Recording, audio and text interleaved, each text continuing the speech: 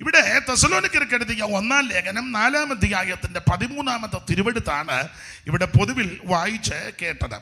നമുക്കറിയാം, പൗലോസ് തെസ്സലോനിക്കർക്ക് 2 ലേഖനം എഴുതി. ഞാൻ കൂടെ പറയുന്ന ഭാഗമാണ്.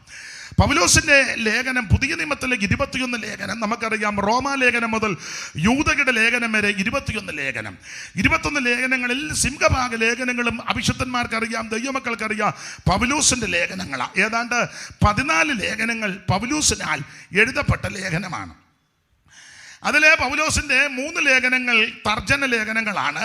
ഇനി പൗലോസിൻ്റെ ലേഖനങ്ങളെ തരംതിരിച്ച് പഠിക്കുമ്പോൾ, ദൈവശാസ്ത്രപരമായിട്ട് പഠിക്കുമ്പോൾ രക്ഷാ തത്വശാസ്ത്രപ്രകാരമുള്ള ലേഖനം, ക്രിസ്തുശാസ്ത്രത്തെ സംബന്ധിച്ച ലേഖനം, സഭാശാസ്ത്രപരമായ ലേഖനം, അന്ത്യകാല ശാസ്ത്രപരമായ ലേഖനം. നിങ്ങൾക്ക് ആ കാര്യങ്ങൾ അറിയാം. രക്ഷാ തത്വശാസ്ത്രപ്രകാരമുള്ള ലേഖനമാണ് റോമാലേഖനമൊക്കെ. കർത്താവിൻ്റെ മഹത്വം, ദൈവത്തിന് സ്തോത്രം. രക്ഷിക്കപ്പെടണം, രക്ഷിക്കപ്പെട്ടേ ഒക്കൂ. എങ്ങനെയാ രക്ഷിക്കപ്പെടുന്നത്? പാപങ്ങൾ ഏറ്റുപറഞ്ഞ് ഉപേക്ഷിച്ച് യേശുവിനെ രക്ഷിതാവായി ഉള്ളത്തിൽ ഏറ്റെടുക്കണം. മറ്റൊരുത്തലും രക്ഷയില്ല. നാം രക്ഷിക്കപ്പെടുവാൻ ആകാശത്തിന് കീഴിൽ മനുഷ്യരുടെ ഇടയിൽ നൽകപ്പെട്ട ഒരേ ഒരു നാമം യേശു ക്രിസ്തുവിൻ്റെ പരിശുദ്ധ നാമം. കർത്താവിന് മഹത്വം. കർമ്മമാർഗം കൊണ്ടോ പുണ്യപ്രവൃത്തി കൊണ്ടോ ദാനധർമ്മം കൊണ്ടോ നേർച്ച കാഴ്ച കൊണ്ടൊന്നും രക്ഷപ്പെടാനൊക്കത്തില്ല, രക്ഷിക്കപ്പെടാനൊക്കത്തില്ല. ഭൗതിക വസ്തുക്കൾ കൊണ്ട് തിരുമുൽക്കാഴ്ചയായിട്ട് വെച്ചാലും രക്ഷപ്പെടാനൊക്കത്തില്ല. രക്ഷിക്കപ്പെടണമെങ്കിൽ യേശുവിനെ ഉള്ളത്തിൽ ഏറ്റെടുക്കണം. 5 പൈസ മുടക്കണ്ട, അര കാശ് മുടക്കണ്ട, അര മൈൽ നടക്കണ്ട, ഭൗതിക വസ്തുക്കൾ ഒന്നും കൊടുക്കണ്ട. എൻ്റെ ഭാഷയെ പറഞ്ഞ കൈയും കാലും ഒന്നും പൊക്കണ്ട. ഇരിക്കുന്ന ഇടത്തിരുന്ന് ഹൃദയം ഒന്ന് സമർപ്പിച്ച്, യേശുവേ ഞാനൊരു പാപിയാ, യേശുവേ എന്നെ രക്ഷിക്കണം, യേശുവേ എൻ്റെ ഉള്ളത്തിൽ വരണം, എന്നെ രക്ഷിക്കണമെന്ന് ആര് പ്രാർത്ഥിക്കും? അവരെ രക്ഷിപ്പാൻ വല്ലഭത്വമുള്ള കഴിവുള്ളവനാണ് നസറയനാകുന്ന യേശു ക്രിസ്തു. ഇന്ന് രാത്രിയിലും ആ രക്ഷാനായകൻ നമ്മുടെ നടുവ് ഉലാവിക്കൊണ്ടിരിക്കുക. വെളിപ്പാട് പുസ്തകത്തിന്റെ ഭാഷയെ പറഞ്ഞാൽ, മാറത്ത് പൊൻകച്ച് കെട്ടിയവനായി ചുട്ടുപടിപ്പിച്ച വെള്ളോടിന് സദൃശമുള്ള പാറമുള്ളവനായി 7 നക്ഷത്രം വലങ്കിയിൽ പിടിച്ച് 7 നിലവിളക്കട നടുവിൽ നിലയങ്ക് ധരിച്ച് നടകൊള്ളുന്ന നസറായൻ ഇന്ന് രാത്രിയോടെ വന്നിട്ടുണ്ട്. നീ ഏറ്റുപറഞ്ഞ് യേശുവിനെ ഉള്ളത്തിൽ ഏറ്റെടുക്ക്. ഇന്ന് രാത്രി നിന്നെ രക്ഷിക്കുവാൻ കഴിവുള്ളവനാണ് ക്രിസ്തു. Praise the Lord. രക്ഷാ തത്വശാസ്ത്ര പ്രകാരമുള്ള ലേഖനം വിസ്തരിക്കുന്നില്ല. അടുത്തത് ക്രിസ്തുശാസ്ത്രമാണ്. അതാണ് നമ്മൾ ലേഖനത്തിലേക്ക് പഠിക്കുമ്പോൾ എഫേസ്യ ലേഖനമെല്ലാം ക്രിസ്തുശാസ്ത്രത്തെ കീർത്തിക്കുന്ന ലേഖനങ്ങളാണ്. യേശു ക്രിസ്തുവിൻ്റെ നിത്യാസ്തിത്വം, അവിടുത്തെ പൂർവാസ്തിത്വം, അടുത്ത കാലത്ത് മുളച്ച് കിളിച്ച് പൊങ്ങി വന്ന പുത്തൻ ദൈവമല്ല ക്രിസ്തു. അവിടുന്ന് അനാദിയായും ശാശ്വതമായുള്ള ദൈവമാണ്. ഈ കാണുന്ന സകല ജരാചരങ്ങളെ അണ്ടകടാകത്തെയും ബ്രഹ്മാണ്ട കോടിടാണ്ടത്തെയല്ല നിർമ്മിച്ചവൻ, സൃഷ്ടിച്ചവൻ ഞാനും നിങ്ങളും ആരാധിക്കുന്ന യേശു ക്രിസ്തു. ബ്രഹ്മാണ്ടം, കോടിടാണ്ടം, പ്രകടിത ഘടകം, അൽപ്പലാണ്ടം, തൃണാണ്ടം, ഡമ്പണ്ടം, ടകടകടമ്പൻ, ഡിമ്പാടിമ്പ് എന്ന് പറഞ്ഞാൽ ഈ കാണുന്ന അണ്ടകടാകത്തെ പൂജര കേജര വസ്തുക്കളെ, നക്ഷത്രങ്ങളെ, ഗാലക്സികൾ എന്ന് വേണ്ട മുഴുവനെയും സൃഷ്ടിച്ചവൻ, ചമച്ചവൻ, പടച്ചവൻ. എബ്രായ ലേഖനത്തിൽ വായിക്കുന്നത്, സകലത്തിന്റെ ലാക്കും സകലത്തിന്റെ കാരണഭൂതനും അവൻ തന്നെ. ഉളവായതൊന്നും അവനെ കൂടാതെ ഉളവായതല്ല, സകലതും അവൻ ഉളവാക്കി, അവനായിട്ട് ഉളവാക്കി. വെളിപ്പാട് 4:11 വായിക്കുന്നത്, കർത്താവേ നീ സർവ്വവും സൃഷ്ടിച്ചവനും എല്ലാം നിന്റെ ഇഷ്ടം ഹേതുവാൽ ഉണ്ടായതാ. ഇന്ന് രാത്രി എന്നെ കേൾക്കുന്ന പ്രിയരെ, ഞാൻ നിങ്ങളും ആരാധിക്കുന്ന കർത്താവ് ആ സകലത്തെ സൃഷ്ടിച്ചത്. ഈ ആയുസ്സിൽ പ്രിയരെ, എനിക്ക് നിങ്ങൾക്ക് ലഭിച്ച ഏറ്റവും വലിയ ഭാഗ്യം സർവജ്ഞനായ ദൈവത്തെ, സർവശക്തനായ ദൈവത്തെ, നിത്യനായ ദൈവത്തെ, ഏക സത്യ നിത്യ ദൈവമായ ദൈവത്തെ അറിയുവാനും ആരാധിക്കുവാനും സ്നേഹിപ്പാനും സേവിപ്പാനും നമ്മുടെ ആയുസ്സിൽ ലഭിച്ചതാ ഏറ്റവും വലിയ ഭാഗ്യം. എൻ്റെ സഹപടന്മാരോട് ഒരു കാര്യം പറയാ, ഈ മഹത്വവാനായ കർത്താവിനെ ശുശ്രൂഷിപ്പാൻ ദൈവം നമുക്ക് ഭാഗ്യം തന്നു. അത് ഏറ്റവും വലിയ പദവിയാ. ഹല്ലേലൂയ. യേശു ക്രിസ്തുവിൻ്റെ വിശേഷത ക്രിസ്തുശാസ്ത്രം. എന്തിനാ ക്രിസ്തു ജനിച്ചത്? ജനിക്കുന്നതിന് മുമ്പേ എവിടായിരുന്നു, എങ്ങനായിരുന്നു, ആരാ, എന്തിനാ ജനനത്തിൻ്റെ ഉദ്ദേശം, ജനിച്ചു കഴിഞ്ഞുള്ള പ്രവർത്തനങ്ങൾ, അവിടുത്തെ തിരുമരണം, അവിടുത്തെ അടക്കം, അവിടുത്തെ ഉയർപ്പ്, അവിടുത്തെ സ്വർഗാരോഹണം, ഇപ്പോൾ അവിടുന്ന് എന്ത് ചെയ്യുന്നു, ഇനി വരുമോ, വന്നാൽ എന്താ കാര്യം, ഇതെല്ലാം ക്രിസ്തുശാസ്ത്രത്തെ കീർത്തിക്കുന്ന പ്രധാനപ്പെട്ട വിഷയങ്ങൾ. ആ ഭാഗത്തേക്ക് പോകുന്നില്ല. അടുത്തത് സഭാശാസ്ത്രപരമായ ലേഖനമാണ്.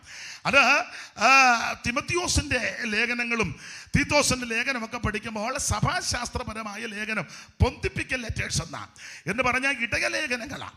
ആ ഭാഗം അധികം വിവരിക്കുന്നില്ല. കർത്താവിൻ്റെ മഹത്വം, ആടും ഇടയനും, സഭയുടെ നടത്തിപ്പുകൾ, സഭയുടെ നടപടിക്രമങ്ങൾ, ഇതൊക്കെയാണ് ആ ലേഖനത്തിൽ സവിസ്തരം രേഖപ്പെടുത്തിയിരിക്കുന്നത്.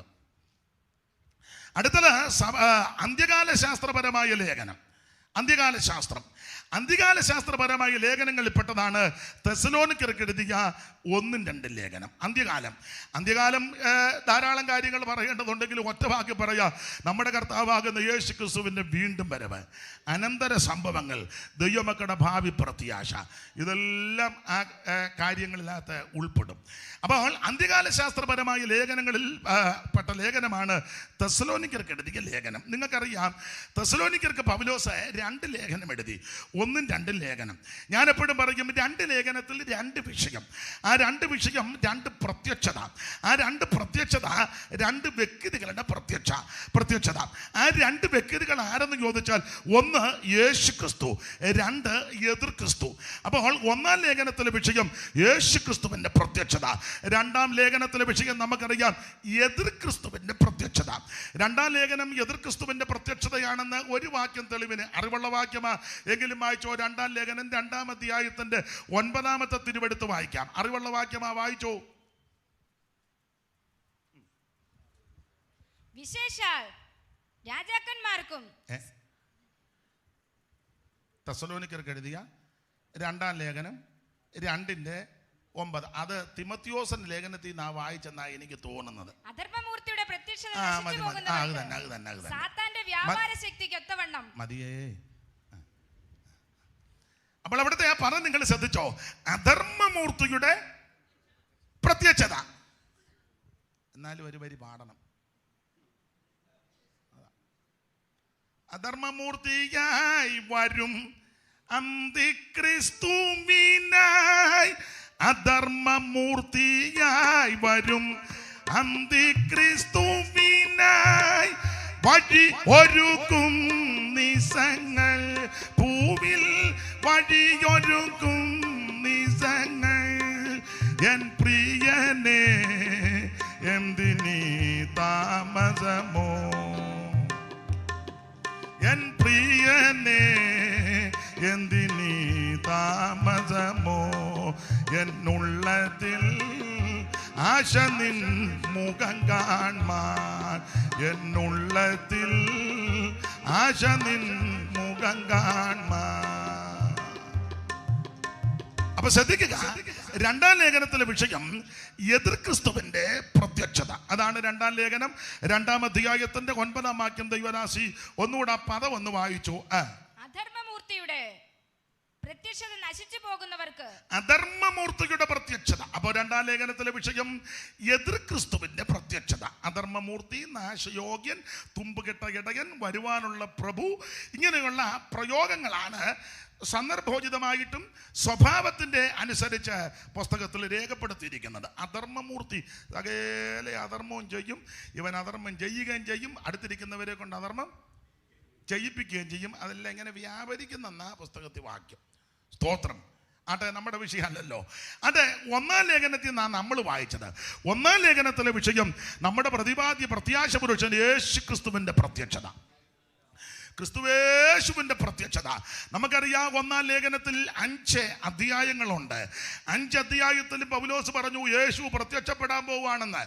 ആ ദൈവരാശി വായിച്ചോ. 1-ാം അധ്യായത്തിന്റെ 9-ഉം 10ഉം വാക്യോ, 2-ാം അധ്യായത്തിന്റെ 19-ാമത്തെ വാക്യോ, 2-ാം അധ്യായത്തിന്റെ 19-ാമത്തെ വാക്യോ, 3-ാം അധ്യായത്തിന്റെ 13-ാമത്തെ വാക്യോ, 4-ാം അധ്യായത്തിന്റെ 13 മുതൽ 17 വരെയുള്ള തിരുവെടുത്തും 5-ാം അധ്യായത്തിന്റെ 23-ാം വാക്യം. എന്നെ നോക്കാൻ അങ്ങോട്ട് വായിച്ചു. 1-ാം അധ്യായത്തിന്റെ 9ഉം 10ഉം വായിച്ചേ. ഞങ്ങൾക്ക് നിങ്ങളുടെ അടുക്കൽ എങ്ങനെയുള്ള പ്രവേശനം സാധിച്ചു, ഞങ്ങൾക്ക് നിങ്ങളുടെ അടുക്കൽ എങ്ങനെയുള്ള പ്രവേശനം സാധിച്ചുവെന്ന് ജീവനുള്ള സത്യദൈവത്തെ സേവിക്കുവാനും അവൻ മരിച്ചവരുടെ ഇടയിൽ നിന്ന് ഉയർപ്പിച്ച തന്റെ പുത്രനും വരുവാനുള്ള കോപത്തിൽ നിന്ന് നമ്മെ വിടുവിക്കുന്നതിനുമായ യേശു. എന്റെ കൂടെ പിടിക്ക നിന്നോണം. പേരെന്തുവാ? ദൈവത്തെ സേവിപ്പാനും. സേവിച്ചോ? പേരെന്നാന്ന് നമ്മുടെ പേര്?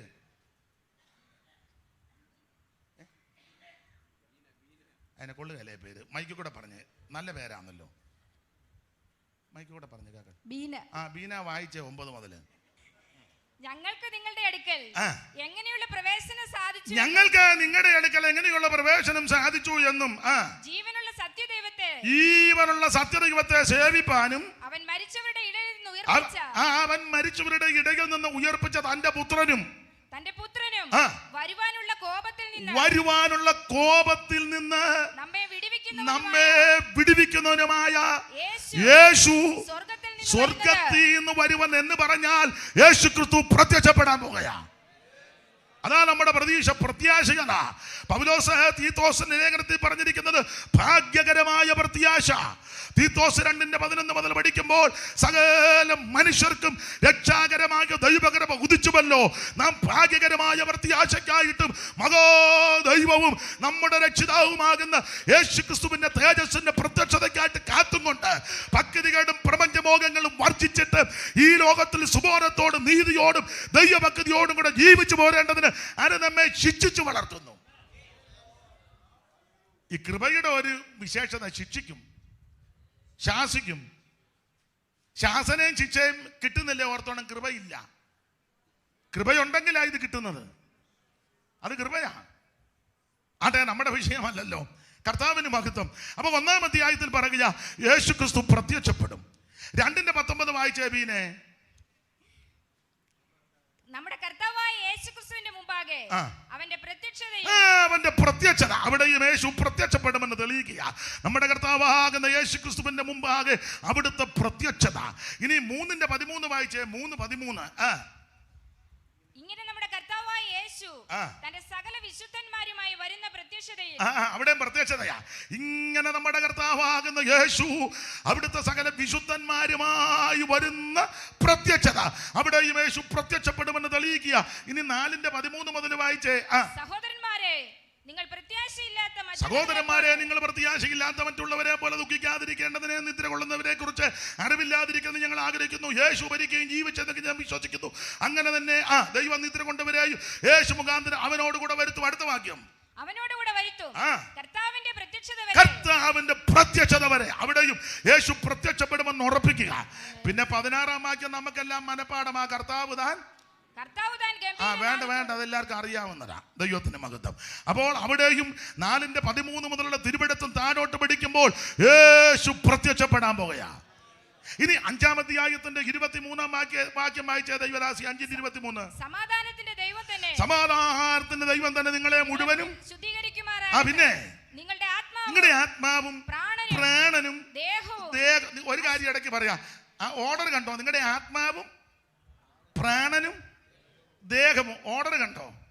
ആത്മാവ്, പ്രാണൻ, ദേഹം. സാധാരണ ഞാനും നിങ്ങളുമൊക്കെ എങ്ങനെയാ പറയുന്നേ?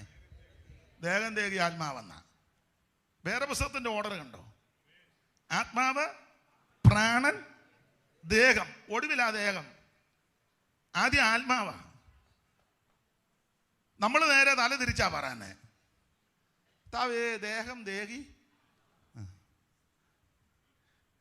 പണ്ട് അച്ഛൻ പറഞ്ഞതുപോലെ, ഏതച്ഛനാ? ഗാനോച്ചൻ. അച്ഛൻ പറഞ്ഞു,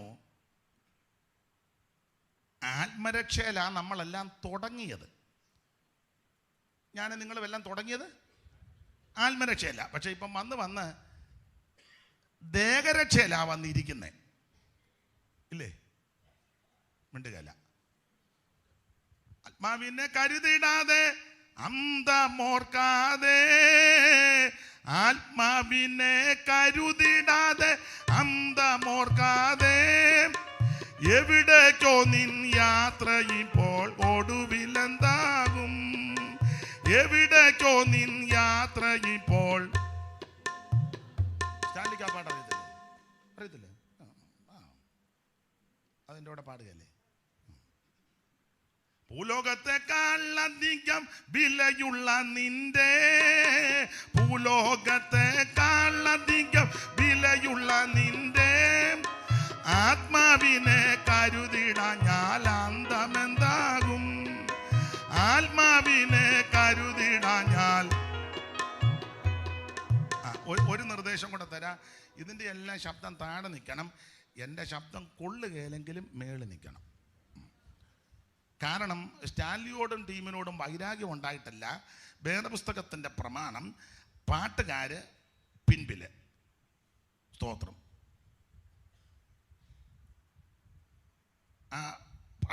സംഗീതക്കാർ മുമ്പിൽ, വീണക്കാര് പിമ്പിൽ. അപ്പൊ ഇത് വീണയെല്ലാം പിമ്പിൽ, സംഗീതക്കാര് മുമ്പിൽ. അത് സ്റ്റാൻലി ആണെങ്കിലും പാട്ട് പാടുമ്പം പാട്ടിൻ്റെ ശബ്ദം മേളിൽ നിൽക്കണം. അതിൻ്റെ കാരണം എന്തുവായി പാടുന്നത്, അതിനകത്ത് പദം എന്നതാ. കാരണം കുഴപ്പടിയുള്ളതാണോ പാടി വെക്കുന്നത്, ഇതൊക്കെ അറിയണം. ഉപദേശപ്പശകാണോ പാടി വെക്കുന്നതെന്ന് അറിയണ്ടേ. ചിലപ്പം ചിലയിടത്ത് നല്ല ട്യൂണായിരിക്കും, നല്ല താളമെല്ലാം അടിച്ച് പെരുക്കുക, ഉപദേശപ്പശകായിരിക്കും പാടി വെക്കുന്നത്. അപ്പം അത് പാട്ടറിയണം. ഇന്ന പാട്ടാണ്, അതിന്നതാണ് വിഷയം, അതറിഞ്ഞു വേണം ഉള്ളം തുടിച്ച് ദൈവത്തെ മഹത്വപ്പെടുത്താൻ. അപ്പോൾ സംഗീതക്കാർ മുമ്പിൽ, വീണക്കാർ പിമ്പിൽ. വാദ്യ താളങ്ങളെല്ലാം വേണം. എൻ്റെ അഭിപ്രായം ചെണ്ട വരെ കൊണ്ടുവരണമെന്നാണ്. എല്ലാം വേണം, പക്ഷെ അതിൻ്റെ എല്ലാം ശബ്ദം താഴെ നിൽക്കണം. നമുക്ക് ചില കൺവെൻഷനിൽ എന്നാൽ ഏത് പാട്ടാന്ന് പോലും അറിയാൻ പറ്റില്ല. പിന്നെ അങ്ങൊരു ബഹളമാണ്. പിന്നെ നമുക്ക് രക്ഷപ്പെടുന്നത് ഒന്നേ തെറ്റുമില്ല, മനസ്സിലാകാതെ വലിയൊരു മറുഭാഷ പറഞ്ഞങ്ങ് ബഹളം ഉണ്ടാക്കുക. അങ്ങനെ ഇത് രക്ഷപ്പെട്ടുകൊണ്ടിരിക്കുക. അപ്പം അത് ഒക്കത്തില്ല. പാട്ട് പാടുമ്പം എൻ്റെ ട്യൂണ് കൊള്ളുകയില്ല, സ്വരം ഒന്നും കൊള്ളുകയില്ലെന്ന് നിങ്ങൾക്ക് അറിയാം, എനിക്ക് നല്ലതുപോലെ അറിയാം. എന്നാലും വരി, പദം എന്താന്ന് അറിയണം. ഭൂലോകത്തെക്കാളധികം വിലയുള്ള നിന്റെ, ഭൂലോകത്തെക്കാളധികം വിലയുള്ള നിന്റെ ആത്മാവിനെ കരുതിടാഞ്ഞാൽ അന്തമെന്താകും, ആത്മാവിനെ കരുതിടാഞ്ഞാൽ അന്തമെന്താകും. അന്തമെന്താ ചിന്ത ചെയ്യുക സോദര വേഗം, അന്തമെന്താ ചിന്ത ചെയ്യുക സോദര വേഗം.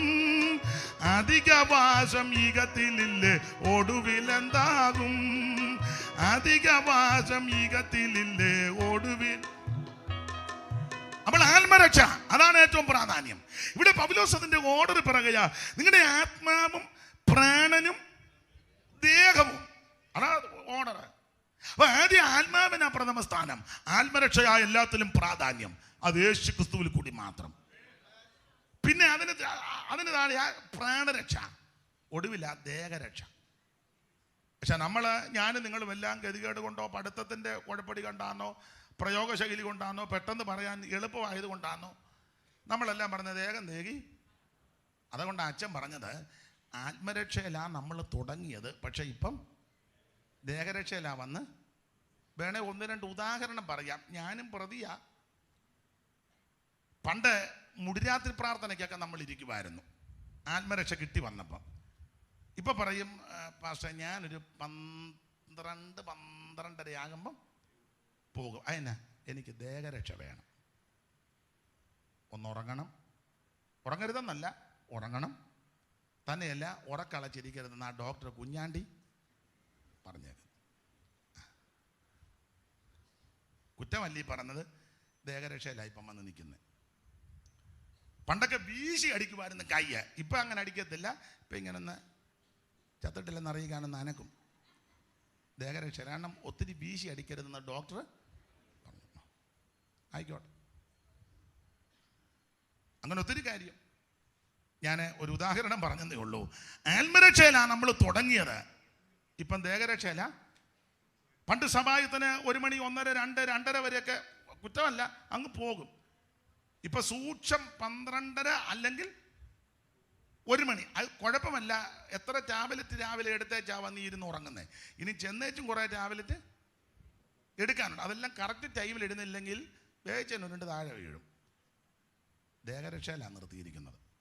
ആട്ടെ, പോട്ടെ, അങ്ങനെ പോട്ടെ. എന്നാലും വന്നിരിക്കുന്നല്ലോ ഇത്രയും പേര്, വലിയ കാര്യം.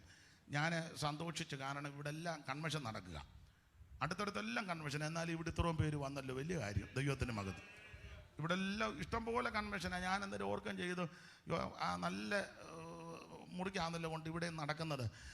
കുറച്ച് പേരെങ്കിലും കാണുമെന്നാ ചിന്തിച്ചു. പക്ഷേ ഇത്രയും പേര് ദൈവം കൂട്ടി വരുത്തി. ദൈവം അനുഗ്രഹിക്കട്ടെ. അപ്പൊ ശ്രദ്ധിക്കുക, ഇവിടെ പറയുകയാണ് നിങ്ങളുടെ ആത്മാവും പ്രാണനും ദേഹവും അശേഷം നമ്മുടെ കർത്താവായ യേശുക്രിസ്തുവിന്റെ പ്രത്യക്ഷതയിൽ അതിന്യമായി വെളിപ്പെടും വണ്ണം രൂപപ്പെടുമാറാകട്ടെ. അപ്പോൾ അവിടെയും യേശു ക്രിസ്തുവിന്റെ പ്രത്യക്ഷത. അപ്പൊ ശ്രദ്ധിക്കുക, ഈ 5 അധ്യായത്തിലും പൗലോസ് വളരെ കർക്കശമായി തെളിയിക്കുക യേശു ക്രിസ്തു പ്രത്യക്ഷപ്പെടുമെന്ന്. 1-ാം അധ്യായത്തിന്റെ 9, 10, 2-ാം അധ്യായത്തിന്റെ 19, 3-ാം അധ്യായത്തിന്റെ 13-ാം വാക്യം, 4-ാം അധ്യായത്തിന്റെ 13 മുതൽ താഴോട്ടും 5-ാം അധ്യായത്തിന്റെ 23 വാക്യങ്ങൾ. ഈ വാക്യങ്ങളെല്ലാം ഉറപ്പിച്ചും നിറപ്പിച്ചും സംശയത്തിന് ഹേതുണ്ടാകാത്ത വിധത്തിൽ പറയുക യേശു പ്രത്യക്ഷപ്പെടും. ആമേൻ. തിരുവഴുത്ത് അങ്ങനെ ഒടുപ്പിക്കുന്നത്, ഇനി എത്രയും അല്പകാലം കഴിഞ്ഞിട്ട് വരുവാനുള്ളവൻ വരും. ചിലർ താമസമെന്ന് വിചാരിക്കുന്നത് പോലെ കർത്താവ് തന്റെ വാഗ്ദത്തം നിവർത്തിപ്പാൻ താമസിക്കുന്നില്ല. ആമേൻ. സ്തോത്രം. ചിലർ മാനസാന്തരപ്പെടണം. ഇന്ന് രാത്രി എന്നെ കേൾക്കുന്ന പ്രിയരെ, യേശു വരാറായി. എന്തിന്?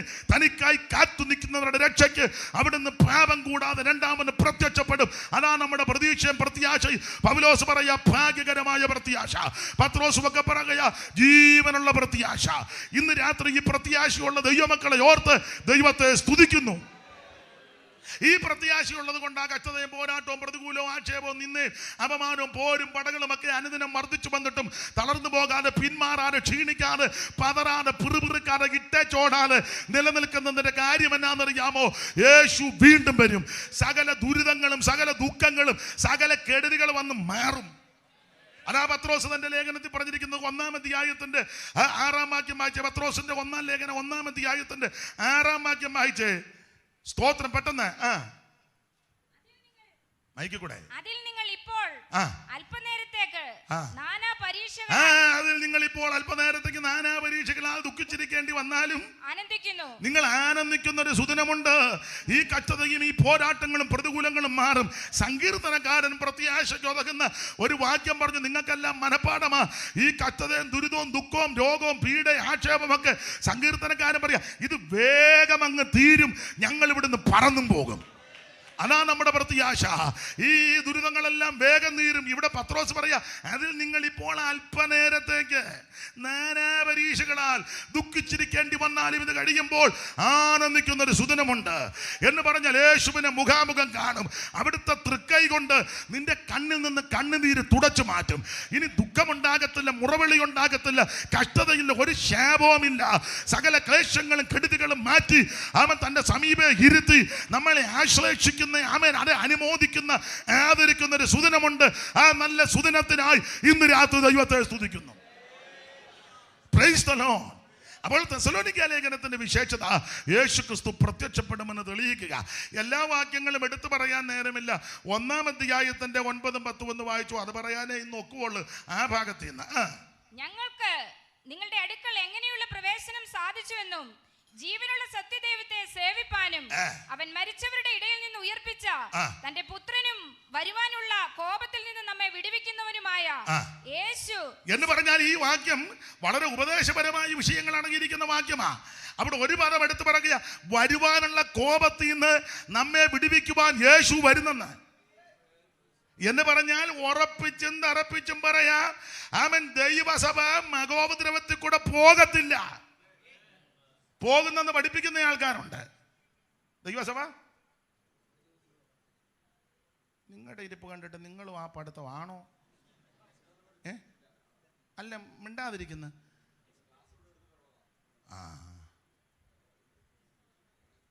ഞാനിത് പറയുമ്പോ എനിക്ക് ഹെൽപ്പ് ചെയ്യണ്ടേ? ഞാൻ പറയുന്നത് ഒക്കുന്നുണ്ടോ എന്ന് നോക്കിയിരിക്കുക. എന്നാ കുഴപ്പമില്ല.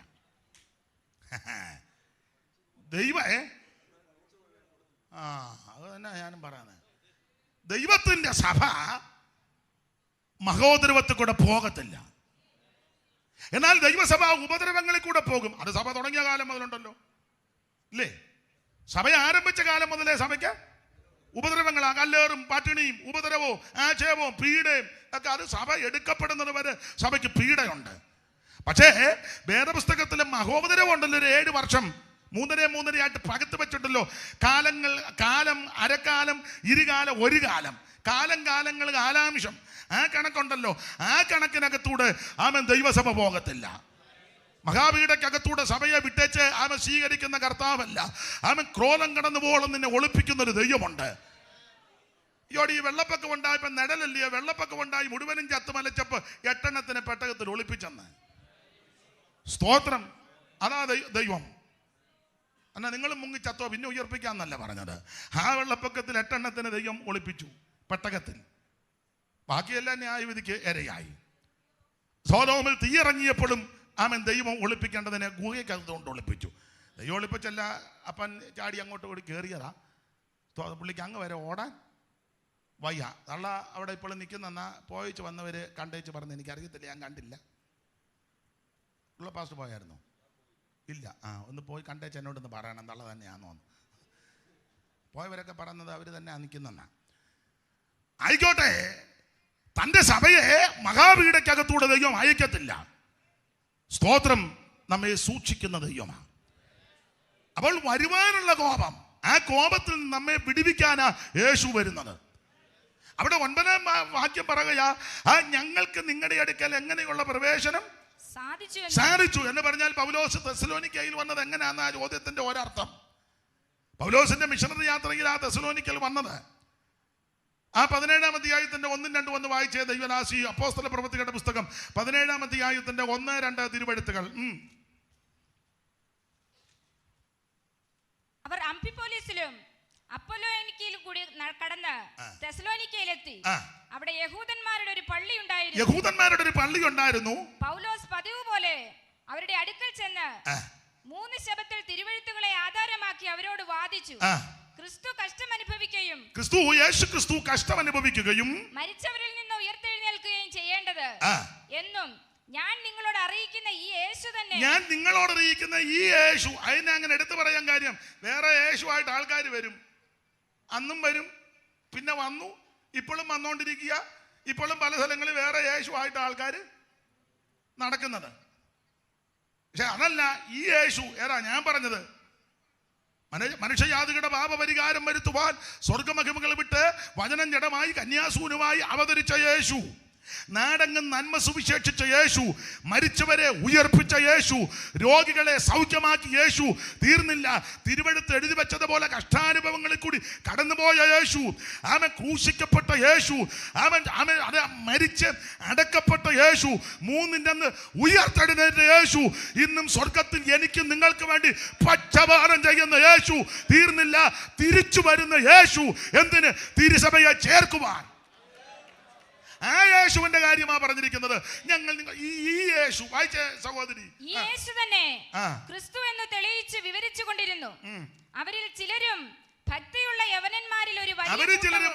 യവനന്മാരിൽ വലിയ കൂട്ടവും മാന്യ സ്ത്രീകളിൽ അനേകരും വിശ്വസിച്ചു. ഇങ്ങനെ തെസ്സലോനിക്കയിൽ ഒരു സഭയുണ്ടായി, അനുഗ്രഹിക്കപ്പെട്ടൊരു സഭയാ. ഈ സഭയുടെ ഒരു വിശേഷത കൊണ്ട് നല്ല സഭയാ. തെസ്സലോനിക്കരെ പറ്റി പറയുന്നത് നിങ്ങൾക്കറിയാം, ദൈവദാസന്മാർ ഇതൊക്കെ പറയുകയും പഠിപ്പിക്കുകയും ചെയ്യുന്നവരാ. ഇപ്പം വന്ന് നമ്മളെക്കാളും നന്നായിട്ട് ഇവർക്കറിയാം. നമ്മൾ പൊട്ടത്തരം പറഞ്ഞാലുടനെ അവിടെ വരുന്ന ഊറിയ ചിരിച്ചിരിക്കും. പിന്നെ പാസ്റ്റർ ആയതുകൊണ്ട് അവർ മിണ്ടുന്നില്ലെന്നേ. അതെ, ഞാൻ നിങ്ങൾ ഇവിടെ നിന്ന് പൊട്ടത്തരം പറഞ്ഞാൽ അവർക്ക് അയ്യോ വെടലത്തരമായി പറയുന്നത്, അവരൊരു ഊറിയ ചിരിച്ചിരിക്കും. നമ്മളോർക്കും പ്രസംഗം കേട്ടിരിക്കുകയാണ്. പിന്നെ അവര് ദൈവദാസനല്ലേ പോട്ടെന്ന് ഓർത്തങ്ങ്. കാരണം ഇപ്പം പഠിത്തത്തിന് ധാരാളം സാവകാശങ്ങൾ സാഹചര്യം ഇല്ലേ? സാധ്യതകൾ ഇഷ്ടം പോലുണ്ട്. മൊബൈലിലൊക്കെ അടിച്ചു കൊടുത്താൽ എന്തെല്ലാം പഠിക്കാനുണ്ട്. താല്പര്യമുള്ളവർക്കാണ് നന്നായിട്ട് പഠിക്കാം. ആരോട് പറയാം? അപ്പം അതുകൊണ്ട് നമ്മയൊക്കെ നന്നായിട്ട് അവർക്കറിയാം. അപ്പം പൗലോസ് ഈ കാര്യമെല്ലാം വളരെ കർക്കശമായി പറയുക. നന്നായിട്ട് അവിടെ പറഞ്ഞു. സഭ തുടങ്ങി. ഈ സഭയുടെ വിശേഷത, തെസ്സലോനിക്കരുടെ ഒരു വിശേഷത, ഇവരുടെ വിശ്വാസം വിശ്വപ്രസിദ്ധമായിരുന്നു. 1-ാം അധ്യായത്തിന്റെ 7-ാമത്തെ വാക്യം ഒന്ന് വായിച്ചേ സഹോദരി. 1:7. അങ്ങനെ നിങ്ങൾ മക്കെദോനിയയിലും അഖായയിലും വിശ്വസിക്കുന്നവർക്ക് മാതൃകയായി തീർന്നു. അടുത്ത വാക്യം. വിശ്വസിക്കുന്നവർക്ക് എല്ലാവർക്കും മാതൃകയായി തീർന്നു. നിങ്ങളുടെ അടുക്കൽ നിന്ന് കർത്താവിന്റെ വചനം മുഴങ്ങിച്ചെന്നത് മക്കെദോന്യയിലും അഖായയിലും മാത്രമല്ല എല്ലായിടവും നിങ്ങൾക്ക് ദൈവത്തിലുള്ള വിശ്വാസം പ്രസിദ്ധമായിരുന്നു. കണ്ടോ, നിങ്ങളുടെ വിശ്വാസം വിശ്വപ്രസിദ്ധമായിരുന്നു. ആരുടെ? തെസ്സലോനിക്കരുടെ വിശ്വാസം വിശ്വപ്രസിദ്ധം. റോമാക്കാരുടെ വിശ്വാസവും ലോകപ്രസിദ്ധമായിരുന്നെന്നാ. ഈ രണ്ടു കൂട്ടരുടെ കാര്യമായി എടുത്തു പറഞ്ഞിരിക്കുന്നത്. വിശ്വപ്രസിദ്ധമായ വിശ്വാസമാണ് തെസ്സലോനിക്കരുടെ വിശ്വാസം. ഇന്ന് രാത്രി ഒരു കാര്യം ഓർപ്പിക്കട്ടെ, നമ്മുടെ പേരും മറ്റ് കുടുംബശ്രേഷ്ഠതയും പേരും പഠിപ്പും സ്ഥാനവും മാനവും ഒന്നും പ്രസിദ്ധമായില്ലെങ്കിൽ നിന്റെ വിശ്വാസം പ്രസിദ്ധമാകണം.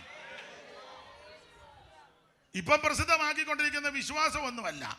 ഇപ്പോൾ കർത്താവിൻ്റെ ദാസൻ ഇന്നയാൾ മുമ്പോട്ട് വരും, ഡോക്ടർ റൗറൻ സോ ആൻഡ് സോ, പുള്ളി ഇന്ന ചുമതല വഹിക്കുന്നു. പിന്നെ അത് പറയണേ തന്നെ കുറേ നേരം വേണം. ചിലർ പറയുമ്പം മുഴുവൻ തെറ്റുകയും ചെയ്യും. പിന്നെ പുള്ളി എഴുന്നേറ്റ് വരുമ്പോൾ പുള്ളി എന്തെല്ലാം ചുമതല വഹിക്കുന്നു അതെല്ലാം കൂടെ വാതോരാതെ പറയും. വിശ്വാസമൊന്നുമില്ല. ഇതെല്ലാം കൂടെ കേട്ട് വിശ്വാസികളുടെ ഉള്ള വിശ്വാസവും പോവും. ഇതല്ല വിഷയം. നമ്മുടെ കുടുംബശ്രേഷ്ഠതയോ കുടുംബ മഹിമയോ വിദ്യാഭ്യാസത്തിന്റെ മെച്ചമോ, അത് തെറ്റാന്നല്ല, വിദ്യാഭ്യാസം നല്ലതാ. നമ്മുടെ വീരസാഹസിക കഥകളും മുൻകാലത്ത് ചെയ്ത കാര്യങ്ങളൊന്നുമല്ല. നമ്മുടെ വിശ്വാസം വിശ്വപ്രസിദ്ധമാകണം. നിന്റെ വിശ്വാസം വിശ്വപ്രസിദ്ധമാകണം. ഇവിടെ സ്ഥാനവും മാനയും കസേരവും ഒന്നും കിട്ടിയില്ലെങ്കിലും, ആൾക്കാർ നിന്നെ മാനിച്ചില്ലെങ്കിലും, അങ്ങാടിയിൽ വന്ദനവും പള്ളിയിൽ മുഖ്യാസനവും ആൾക്കാർ റബ്ബിന്നോ റബ്ബുനിന്നോ യജമാനെന്നൊന്നും വിളിച്ചില്ലെങ്കിൽ, ഇന്ന് രാത്രി ഒരു കാര്യം പറയാ, നിനക്ക് സ്റ്റേജ് കിട്ടിയില്ലെങ്കിൽ, ആരും നിന്നെ ഗവനിക്കുന്നില്ലെങ്കിൽ ഒരു കാര്യം പറയാ, നിന്റെ വിശ്വാസം വിശ്വപ്രസിദ്ധമായിരിക്കണം. അങ്ങനെയാണല്ലോ പുസ്തകത്തിൽ വിശ്വാസത്താൽ രാജ്യങ്ങളെ അടക്കി, വിശ്വാസത്താൽ നീതി നടത്തി, വിശ്വാസത്താൽ മരിച്ചവരെ തിരികെ കിട്ടി, വിശ്വാസത്താൽ വാഗ്ദത്തങ്ങളെ പ്രാപിച്ചു, വിശ്വാസത്താൽ സിംഹത്തിന്റെ വായടച്ചു, വിശ്വാസത്താൽ തീയുടെ ബലത്തേക്കെടുത്തി. ഇന്ന് രാത്രി ദൈവത്തിന്റെ പൈതലെ വിശ്വാസം വർദ്ധിക്കണം. ഇന്ന് രാത്രി അവിശ്വാസം എന്ന ദുഷ്ടകൃത്യത്തെ ശാസിച്ച് ഈ രാത്രി നിന്റെ വിശ്വാസം വർദ്ധിക്കണം. യേശു നിന്നെ വിടുവിക്കും, യേശു നിന്നെ സൗഖ്യമാക്കും, നിന്റെ പ്രശ്നങ്ങൾക്ക് പരിഹാരം തരുവാൻ യേശു മതിയായവനാ. ഇന്ന് രാത്രി നിന്നെ വിടുവിക്കുവാൻ കഴിവുള്ള നസറായൻ ഈ രാത്രി നടകൊണ്ടോണ്ടിരിക്കുക. നീ നിരാശയോടായിരിക്കും വന്നത്, തിരിച്ചു പോകുന്നത്. ഇന്ന് രാത്രി വിശ്വാസത്തിൽ ശക്തിപ്പെട്ടു വേണം. ദൈവത്തിന്റെ മഹത്വം, ദൈവത്തിന്റെ മഹത്വം, ദൈവത്തിന്റെ മഹത്വം, ദൈവത്തിന്റെ മഹത്വം, ദൈവത്തിന്റെ മഹത്വം, ദൈവത്തിന്റെ മഹത്വം, ദൈവത്തിന്റെ മഹത്വം, ദൈവത്തിന്റെ മഹത്വം, ദൈവത്തിന്റെ മഹത്വം, ദൈവത്തിന്റെ മഹത്വം, ദൈവത്തിന്റെ മഹത്വം. ഹല്ലേലൂയ. അപ്പൊ ഒന്ന്, ഇവരുടെ വിശ്വാസം വിശ്വപ്രസിദ്ധമാണ്. ഈ പെന്തിക്കോസ് വളർന്നിട്ടുണ്ടെങ്കിൽ, കുറെയൊക്കെ വളർന്നില്ലെന്നൊന്നും പറയാൻ ഒക്കത്തില്ല. കേരളത്തില് പണത്തിന്റെ മുഷ്കു കൊണ്ടോ, പൊളിറ്റിക്കൽ ബലം കൊണ്ടോ, സാമുദായിക ബലം കൊണ്ടോ, കായബലം കൊണ്ടോ, കുടുംബശ്രേഷ്ഠത കൊണ്ടോ, പ്രസംഗത്തിന്റെ മെച്ചം കൊണ്ട് വളർന്നതല്ല, വിശ്വാസം കൊണ്ട് വളർന്നതാണ്. Praise the Lord. പേരും പ്രശസ്തിയും ഒന്നുമില്ലെങ്കിലും വിശ്വാസമുള്ള മാലാക്കളും പിതാക്കന്മാരും ഉണ്ടായിരുന്നു. അവർ വിശ്വാസത്തോടെ ദേശത്തെ കൈവശമാക്കി പ്രാർത്ഥിച്ചു. അവർ വിശ്വാസത്തോടെ ഓരോ വീട്ടിൽ കയറി കാല് ചവിട്ടി, വിശ്വാസത്തോടെ ഓരോരുത്തരെ ചൂണ്ടി പ്രാർത്ഥിച്ചു, വിശ്വാസത്താൽ ദേശത്തെ കൈയടക്കി. ഇന്ന് രാത്രി ഈ ദൈവത്തിന്റെ പൈതല്, നിന്റെ വിശ്വാസം വർദ്ധിക്കണം. Praise the Lord. പണ്ടത്തെ പെന്തിക്കോസ് എനിക്കെല്ലാം അറിയത്തില്ലെങ്കിലും നിങ്ങൾ കുറച്ചുകൂടെ അറിവും അനുഭവമുള്ളവരാ. പണ്ടത്തെ പെന്തിക്കോസ് ഞാൻ പറയും, മെഡിക്കൽ കോളേജിൽ നിന്ന് തള്ളിയ കേസ് പെന്തിക്കോസ് ആരാധന വന്ന വിടുതല. അവിടുന്ന് ഉപേക്ഷിച്ചതാ. അവർ പറഞ്ഞ് നീ വീട്ടിൽ കൊണ്ടുപോകുക എന്ന് പറഞ്ഞ് ചാകാറായി. ഒരു ചെറിയ അനക്കം അറ്റ കൈക്ക നമ്മുടെ യോഗത്തിന് കൊണ്ടുവന്നേ. തിയോളജി ഒന്നും പഴയ അമ്മമാർക്കൊന്നും അറിയത്തില്ല, ന്യൂമറ്റോളജി ആന്ത്രോപോളജിയും ഒന്നും അറിയത്തില്ല. പക്ഷെ അമ്മയ്ക്ക് നല്ല വിശ്വാസം ഉണ്ടായിരുന്നു. ഇതിപ്പോ അങ്ങ് തിയോളജി മുഴുവൻ അങ്ങോട്ട് കയറി, തിയോളജിയുടെ എല്ലാ വശങ്ങൾ പഠിച്ച് ഇപ്പൊ തന്നെ തിയോളജി വന്നിപ്പം ദൈവം ഉണ്ടോന്ന് തന്നെ വിഷയം എന്നതാ. തിയോളജി എടുക്കാൻ വരുന്ന പുള്ളിക്ക് തന്നെ സ്തോത്രം. പഴയ അപ്പച്ചന്മാർക്കും അമ്മച്ചിമാർക്കും തിയോളജി ഒന്നും അങ്ങനെ അറിയത്തില്ലെങ്കിലും നല്ല വിശ്വാസമാണ്. ദൈവം ഉണ്ടെന്നും, ദൈവത്തിന്റെ അടുക്കൽ വരുന്നവൻ ദൈവം ഉണ്ടെന്നും, തന്നെ സേവിക്കുന്നവൻ അനുസരിക്കുന്നവനെ വിടിവിക്കുമെന്ന് വിശ്വസിക്കണം. വിശ്വസിക്കുന്നവരാൽ ഈ അടയാളങ്ങൾ നടക്കും. അവർ എൻ്റെ നാമത്തിൽ ഭൂതങ്ങളെ പുറത്താക്കും. രോഗികളുടെ മേൽ കൈവച്ച സൗഖ്യം വരും. മരണകരമായത് കുടിച്ചാലും കടിച്ചാലും ഹാനി വരികയില്ല. വിശ്വാസത്താൽ അവർ അത്ഭുതങ്ങൾ ചെയ്യും. ഇത് വിശ്വാസവേലയാ. Praise the Lord. അപ്പോൾ ഞാൻ അധികം വിസ്തരിക്കുന്നില്ല. ഇവരുടെ വിശ്വാസം വിശ്വപ്രസിദ്ധമാണ്. എന്നെ കേൾക്കുന്ന ബഹുമാന്യ കർത്തദാസന്മാരോട് പറയാ, നമ്മളെ പറ്റി മറ്റു കാര്യങ്ങളൊന്നും സ്ഥാനോ മാനോ ഒന്നും കിട്ടിയില്ലെങ്കിൽ നമ്മുടെ വിശ്വാസം വലുതായിരിക്കണം. Praise the Lord. അപ്പൊ തെസ്സലോനിക്കരുടെ വിശ്വാസം വിശ്വപ്രസിദ്ധം മാത്രമല്ല, ഇവരെല്ലാവർക്കും മാതൃകാ വിശ്വാസികളായിരുന്നു. അതല്ലേ 7-ാം വാക്യം ഒന്നുകൂടെ വായിച്ചേ. അങ്ങനെ നിങ്ങൾ മക്കദോനിയയിലും അഖായയിലും വിശ്വസിക്കുന്നവർക്ക് എല്ലാവർക്കും മാതൃകാ വിശ്വാസികളാ. എന്തുവാ ഇവരുടെ മാതൃക? ആ 9-10 വാക്യം പഠിച്ചാൽ ഇവര് വേർപാട് പാലിച്ചവരാ. അവിടെ ഒരു പദമുണ്ട്, നിങ്ങൾ വിഗ്രഹങ്ങളെ വിട്ട് ദൈവത്തിങ്കിലേക്ക് വന്നെന്നൊരു പദമുണ്ടല്ലോ. ദൈവദാസി വായിച്ചേ. എങ്ങനെയുള്ള പ്രവേശനം സാധിച്ചുവെന്നും ജീവനുള്ള സത്യദൈവത്തെ സേവിപ്പാനും അവൻ മരിച്ചവരുടെ ഇടയിൽ നിന്ന് ഉയർപ്പിച്ച തന്റെ പുത്രനും വരുവാനുള്ള കോപത്തിൽ നിന്ന് നമ്മെ വിടുവിക്കുന്നവരുമായ യേശു സ്വർഗ്ഗത്തിൽ നിന്ന് വരുവാനുള്ള കോപത്തിൽ നിന്ന് നമ്മളെ വിടുവിക്കുന്നവനുമായ യേശു സ്വർഗ്ഗത്തിൽ നിന്ന് വരുന്നത് കാത്തിരിപ്പാനും. അടുത്തത്, നിങ്ങൾ വിഗ്രഹങ്ങളെ വിട്ട് ദൈവത്തിങ്കലേക്ക് എങ്ങനെ തിരിഞ്ഞു വന്നു. ഒറ്റ വാക്കി പറഞ്ഞാൽ, ഈ വാക്യം ചേർത്തൊന്ന് പഠിച്ചാൽ ഒറ്റ വാക്കിൽ മനസ്സിലാകുന്ന ഭാഷ പറഞ്ഞാൽ ഇവര് വേർപാട് പാലിച്ചവരാ. ഒന്ന്, ഇവരുടെ വിശ്വാസം വിശ്വപ്രസിദ്ധം. 2, ഇവര് മാതൃകാ വിശ്വാസി. എന്തുവാ ഇവരുടെ മാതൃക? ഒരു മാതൃക, ഇവര് വേർപാട് പാലിക്കുന്നവരാ. എന്ന് പറഞ്ഞാൽ നേരത്തെ ആചരിച്ച് സേവിച്ച് സ്നേഹിച്ച് ഭജിച്ച് പൂജിച്ച് അവൻ പിൻഗമിച്ചതിനെല്ലാം വിട്ടു. ആ വിഗ്രഹങ്ങളെ വിട്ടു. വേദപുസ്തകത്തിന്റെ വെളിച്ചത്തിൽ പറയാ, നിനക്ക് വേണ്ടി രക്തം ചിന്തി നിന്നെ വീണ്ടെടുത്ത് നിന്നെ രക്ഷിച്ച് നിന്നെ വിടുവിച്ച യേശുവിനേക്കാൾ ഉപരി നീ എന്തിന് പ്രാധാന്യം കൊടുത്തോ അത് മുഴുവൻ വിഗ്രഹമാണ്. അത് ഭാര്യയാന്നേലും ഭർത്താവാന്നേലും മക്കളാന്നേലും വണ്ടിയാന്നേലും വീടാന്നേലും ജോലിയാന്നേലും വസ്തുവാന്നേലും എന്ത് വിഷയമാന്നേലും നിനക്ക് വേണ്ടി രക്തം ചിന്തി വീണ്ടെടുത്ത് നിന്നെ രക്ഷിച്ച യേശുവിനേക്കാൾ ഉപരി എന്തിനെങ്കിലും ഞാനും നിങ്ങളും പ്രാധാന്യം കൊടുക്കുന്നെങ്കിൽ വേദപുസ്തകത്തിന്റെ വെളിച്ചത്തിൽ അത് വിഗ്രഹമാണ്. ചില വർഷങ്ങൾക്ക് മുമ്പ് ഇതിനടുത്ത ഞാൻ ഒരു വീട്ടിൽ ചെന്നു അദ്ദേഹത്തെ കാണാൻ. അപ്പോൾ ഞങ്ങൾ സംസാരിച്ചു. ഓപ്പണായിട്ട് അങ്ങ് പറയാം, ചക്ക കായ്ച്ചു വരുന്ന സമയമാണ്. അപ്പം ഞാൻ മേളത്തെ വീട്ടിലായി, ഇദ്ദേഹം താഴത്തെ വീട്ടിൽ അദ്ദേഹത്തിൻ്റെ അളിയനാണ്. അപ്പം ഞാൻ മേളത്തെ വീട്ടിൽ നിന്ന് ഇദ്ദേഹത്തോട് പറഞ്ഞു, അച്ചായ, പേരൊന്നും ഞാൻ പറയുന്നില്ല, താഴെ ചക്കയുണ്ടല്ലോ. ഉടനെ എടുത്ത വായോട്, ആ ചക്കയുണ്ട്, ആരിടാനാ ആര് വേവിക്കാനാ? ഞാൻ ചോദിച്ചെന്നാ? അയ്യോ, താഴെ ഒരു വിഗ്രഹത്തെ കൊണ്ടുവന്ന് വെച്ചിട്ടുണ്ടെന്ന്. അപ്പം എനിക്ക് മനസ്സിലായില്ല തന്നെ.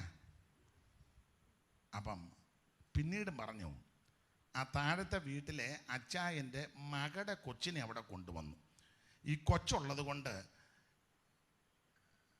എപ്പോഴും കൊച്ചിനെ അങ്ങ് നാടൻ ഭാഷ പറഞ്ഞ് കൊച്ചിനെ പൂജിക്കുക. ഈ മനുഷ്യനൊരു ചക്ക ഇട്ട് കൊടുക്കുവോ?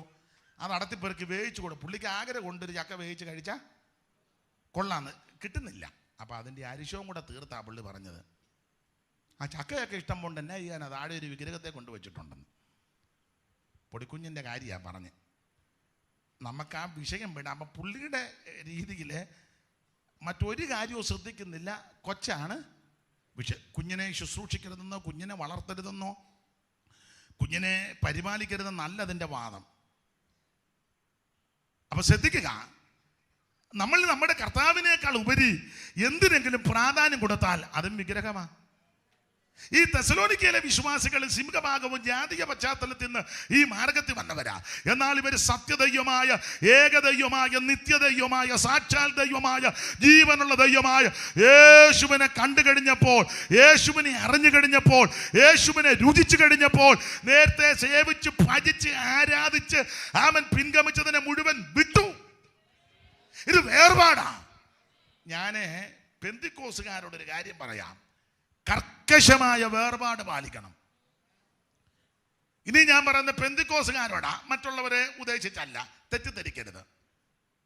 പെന്തിക്കോസുകാരോടാ. പെന്തിക്കോസുകാര് നന്നായിട്ട് വേർപാട് പാലിക്കണം.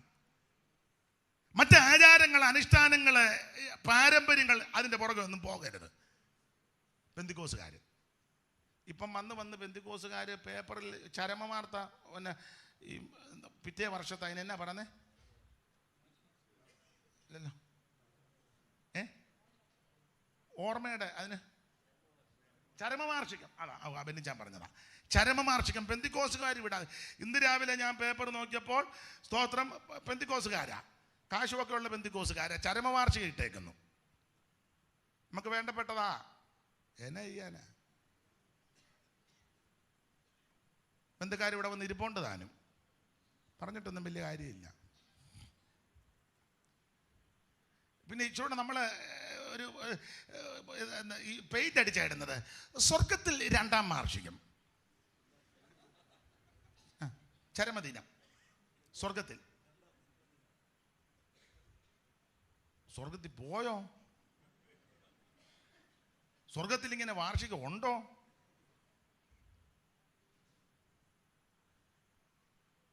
പ്രഗത്ഭരായ ഒരു ആട്ടെ, പേരൊന്നും പറയുന്നില്ല, ആ മരണം നടന്നു കഴിഞ്ഞപ്പോഴും അവർ പിറ്റേ വർഷം ഇട്ടു.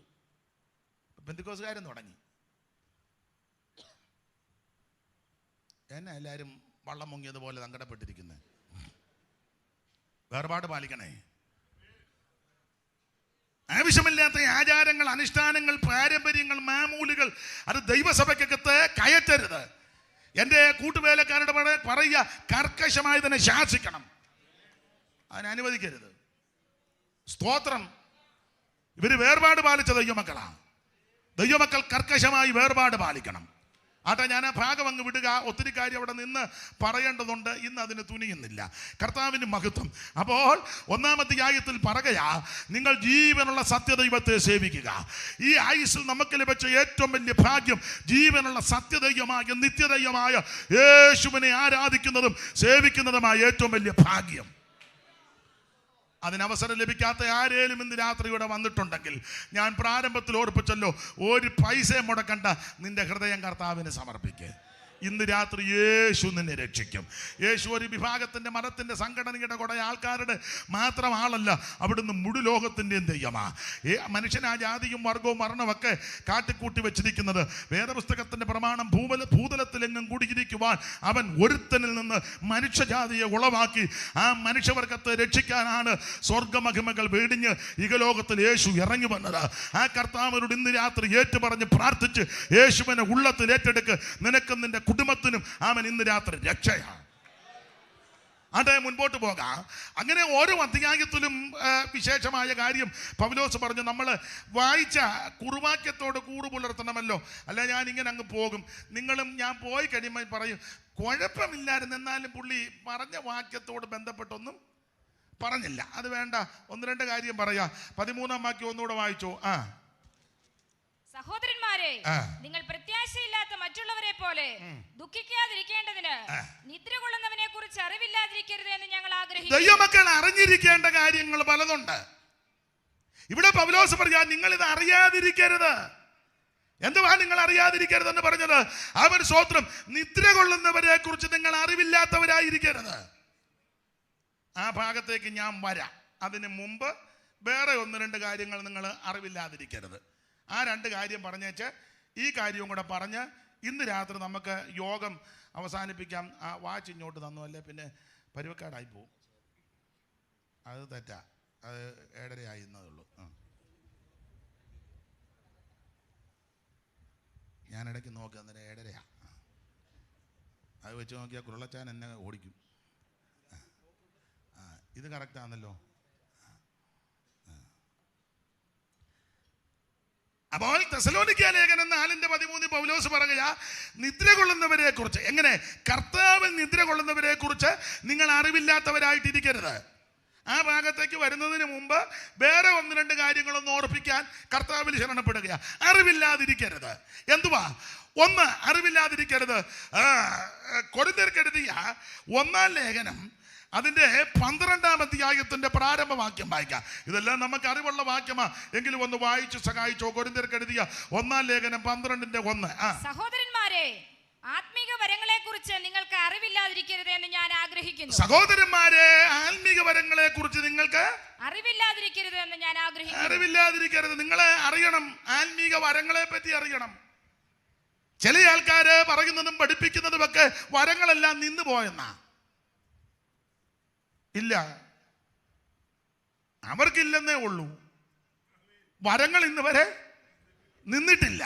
തർക്കിക്കാനും കണ്ണിക്കാനുമുള്ള സമയവും വേദിയും സദസ്സും ഒന്നും ഇതല്ല. പക്ഷെ ഇത് പറയണം. നിങ്ങൾ ആത്മീക വരങ്ങളെ കുറിച്ച് അറിവില്ലാതിരിക്കരുത്. ആത്മീക ഫലങ്ങളുമുണ്ട്, ആത്മീക വരങ്ങളുമുണ്ട്. നിങ്ങൾ കൂടി വരുമ്പോൾ ഈ വരങ്ങൾ ഉണ്ടായിരിക്കണം. നിങ്ങളുടെ കൂടി വരവിൽ ഇതൊക്കെ സംഭവിച്ചിരിക്കണം. കൊരിന്ത്യർക്കെഴുതിയ 1-ാം ലേഖനം 14-ാം അധ്യായത്തിന്റെ 26 മുതലുള്ള തിരുവെടുത്ത് ഒന്ന് വായിച്ചോ. അറിവുള്ള വാക്യം എങ്കിലും വായിച്ചോ. ആ കണ്ണിക തുടങ്ങുന്നിടത്ത് ഇടത് വശത്ത് താഴെ. ആകയാൽ എന്ത് സഹോദരന്മാരെ നിങ്ങൾ കൂടി വരുമ്പോൾ ഓരോരുത്തന് സങ്കീർത്തനമുണ്ട്. എല്ലാവർക്കും കൂടെ ഒരു സങ്കീർത്തനം ഉണ്ടെന്നല്ല. ഇപ്പോൾ നമുക്കെല്ലാം കൂടെ എഴുന്നേറ്റ് നിന്ന്, അങ്ങനല്ലേ നമ്മുടെ സഭകളിൽ, ഞങ്ങളുടെ അവിടെ അങ്ങനെ തന്നെ. ഇപ്പോൾ നമുക്കെല്ലാം കൂടെ എഴുന്നേറ്റ് നിന്ന്, അപ്പോൾ ഉറങ്ങുന്നവരും താമസിച്ച് വന്നവരും എല്ലാം ഈ സമയത്താണ് ചാടി അകത്ത് കയറുന്നത് ഇല്ലേ? ചിലക്ക് അത് ഇന്റർവെല്ലായിട്ടാ. ഇത് കഴിയുമ്പോൾ ചില വെളിയിൽ പോയി വീട് വലിക്കുന്നില്ലെന്നേ ഉള്ളൂ. ഇനി അത് ഉണ്ടോന്ന്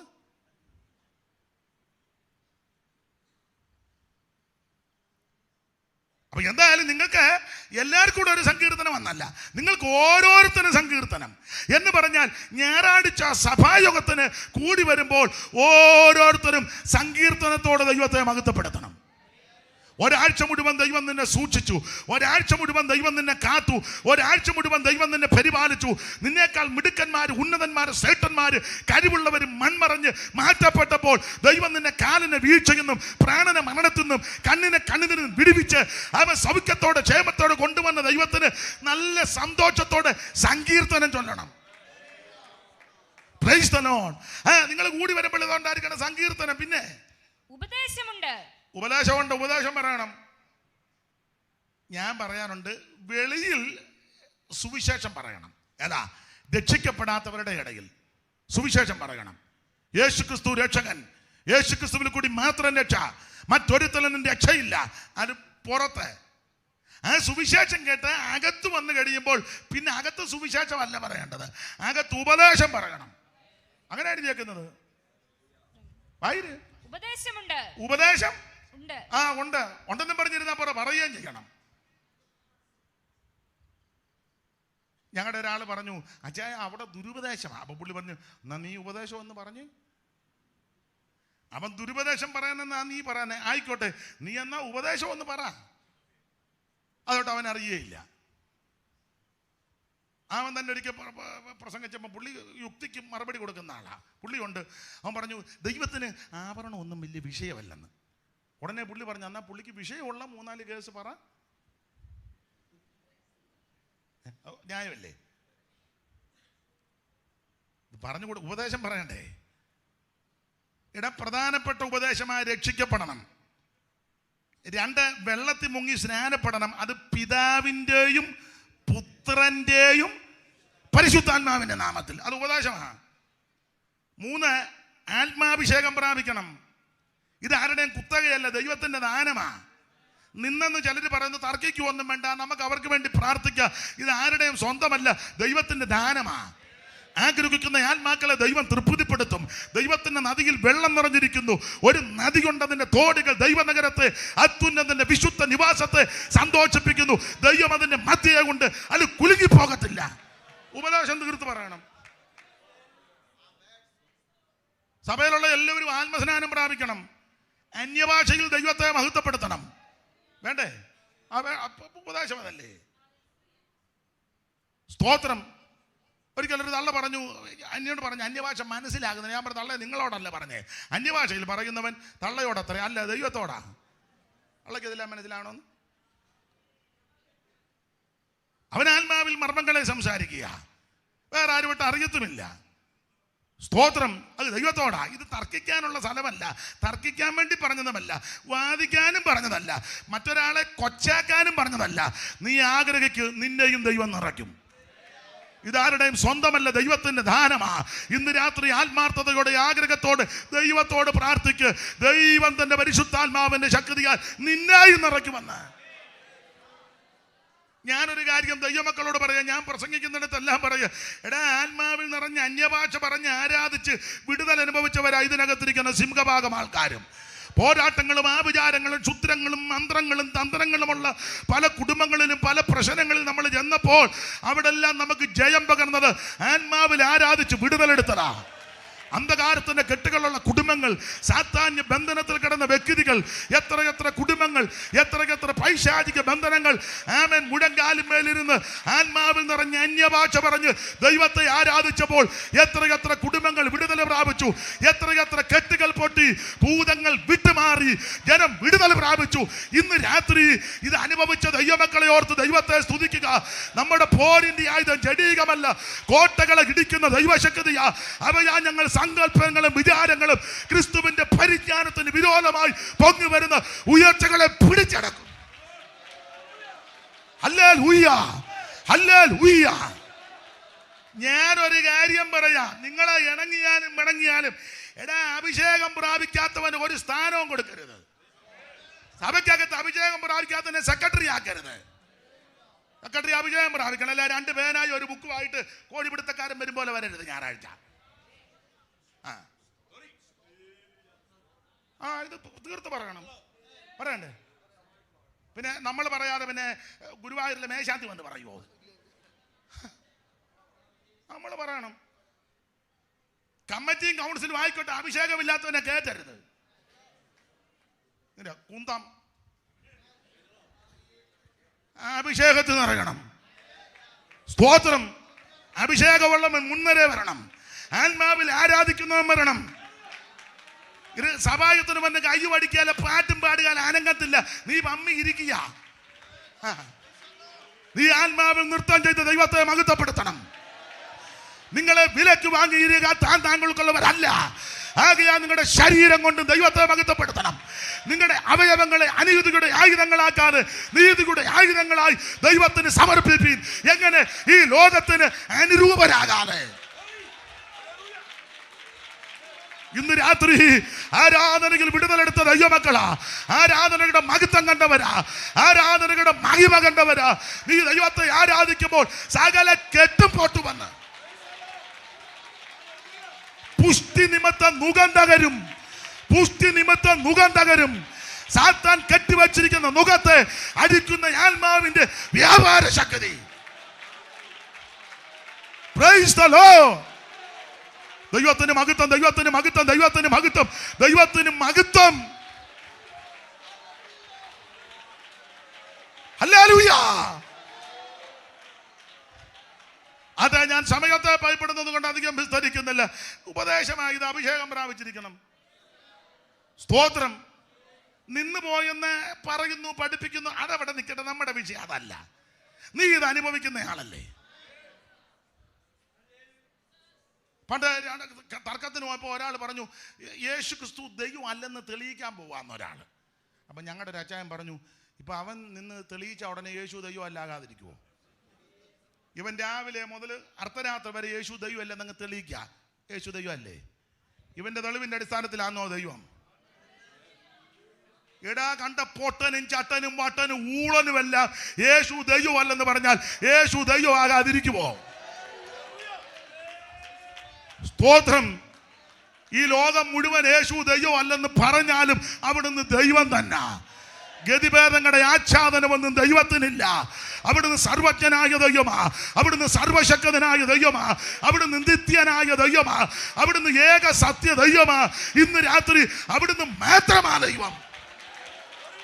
മകോ ദൈവവും നമ്മുടെ രക്ഷിതാവുമാകുന്ന യേശു ക്രിസ്തു. ഹല്ലേലൂയ. ഇത് ഉപദേശ സത്യമാ. ഇത് നമ്മുടെ ജനറൽ കൺവെൻഷനാണല്ലോ. ജനറൽ കൺവെൻഷനാ, നമ്മുടെ സഭയുടെ കൺവെൻഷനാ. അപ്പൊ ഉപദേശം കൂടെ പറയുന്നത് നല്ലതാ. സ്തോത്രം, സ്തോത്രം. അഭിഷേകം പ്രാപിച്ചിരിക്കണം. കേട്ടിട്ടുണ്ട്. നിങ്ങൾ ചിലപ്പം അറിവുള്ളവരായിരിക്കും. പന്തലിന്റെ കാല് നാട്ടിയപ്പം സഭയുടെ പ്രധാന ആളിങ്ങനെ നോക്കി ആ കാലെടുത്തോണ്ട് പോവുകയും കുഴിക്കുകയും നാട്ടുകയും ചെയ്തപ്പോൾ പുള്ളിക്ക് മനസ്സിലായി അഭിഷേകം പ്രാപിച്ച ആളല്ല. ലക്ഷണം കണ്ടിട്ട് പുള്ളി സ്റ്റേജിൽ ഇരുന്ന് കൈ അടിച്ചേച്ച് ഇനി വിളിച്ചെന്നാ പറഞ്ഞുള്ള അറിവാ. എവിടാ ബ്രദറിൻ്റെ വീട്? ഇന്നടുത്ത. പേരെന്തുവാ? രക്ഷിക്കപ്പെട്ടതാണോ? സ്നാനപ്പെട്ടതാണോ? അഭിഷേകം പ്രാപിച്ചോ?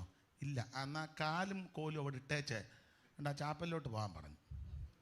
കാരണം അവിടെ ആൾക്കാരിരുന്ന് പ്രാർത്ഥിക്കുന്നുണ്ട്, കാത്തിരിപ്പ് യോഗം.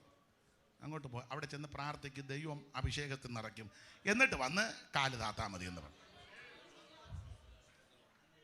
ഇപ്പൊ അഭിഷേകം കയറി കാലെടുത്ത് അടിക്കുന്നത് സെൻട്രൽ പാസ്റ്റൊക്കെ ഇട്ട് അതുപോലെ അഭിഷേകമായി. പിന്നെ കാല് താത്തോണ്ടിരുന്നപ്പോൾ അവിടുത്തെ വിഷയം പറഞ്ഞു, ആ കാലെടുത്ത് താനാണോ സെൻട്രൽ പാസ്റ്റൻ പറഞ്ഞ് ഒറ്റയടി അവിടെ 6-ാം മാലി ഒടിഞ്ഞ് അത്രയ്ക്ക് അഭിഷേകമായി. പിന്നെ ഒരു കാര്യം പറയാ, ആത്മനിറവിൽ ദൈവത്തെ ആരാധിക്കണം.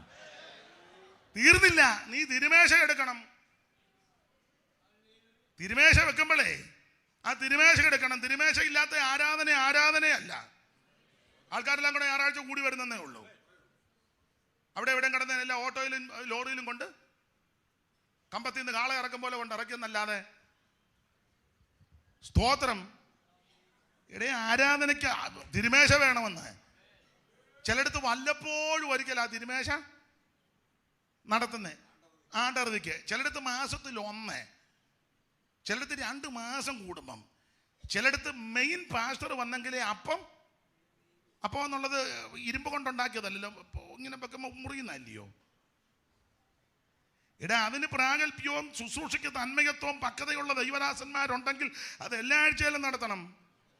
കുറഞ്ഞ പക്ഷം തിരുമേശയില്ലാത്ത ആരാധനയിൽ നമ്മുടെ ഉപദേശമായത്.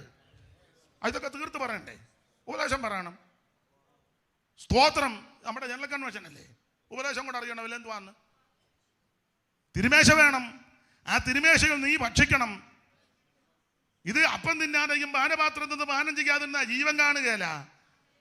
ഇതൊരു കൂട്ടായ്മയാ. അവിടുത്തെ കഷ്ട മരണ അടക്ക പുനരുത്ഥാനത്തോട് ഏകീഭവിച്ചത് ആ സ്നാനം, അവിടുത്തെ കഷ്ടാനുഭവങ്ങളുടെ കൂട്ടായ്മയും കൂടാ. അത് അനുഭവിച്ചിരിക്കണം. എന്നെ തിന്നുന്നവൻ എൻ മൂലം ജീവിക്കുവാൻ അനുഭവിക്കണം. അത് പ്രാഗൽഭ്യത്തോടെ എടുക്കണം. തിരുമേശയും നുറുക്കിക്കൊണ്ടിരുമ്പോൾ നിൽക്കുക ട്രാഫിക് പോലീസിനെ പോലെ.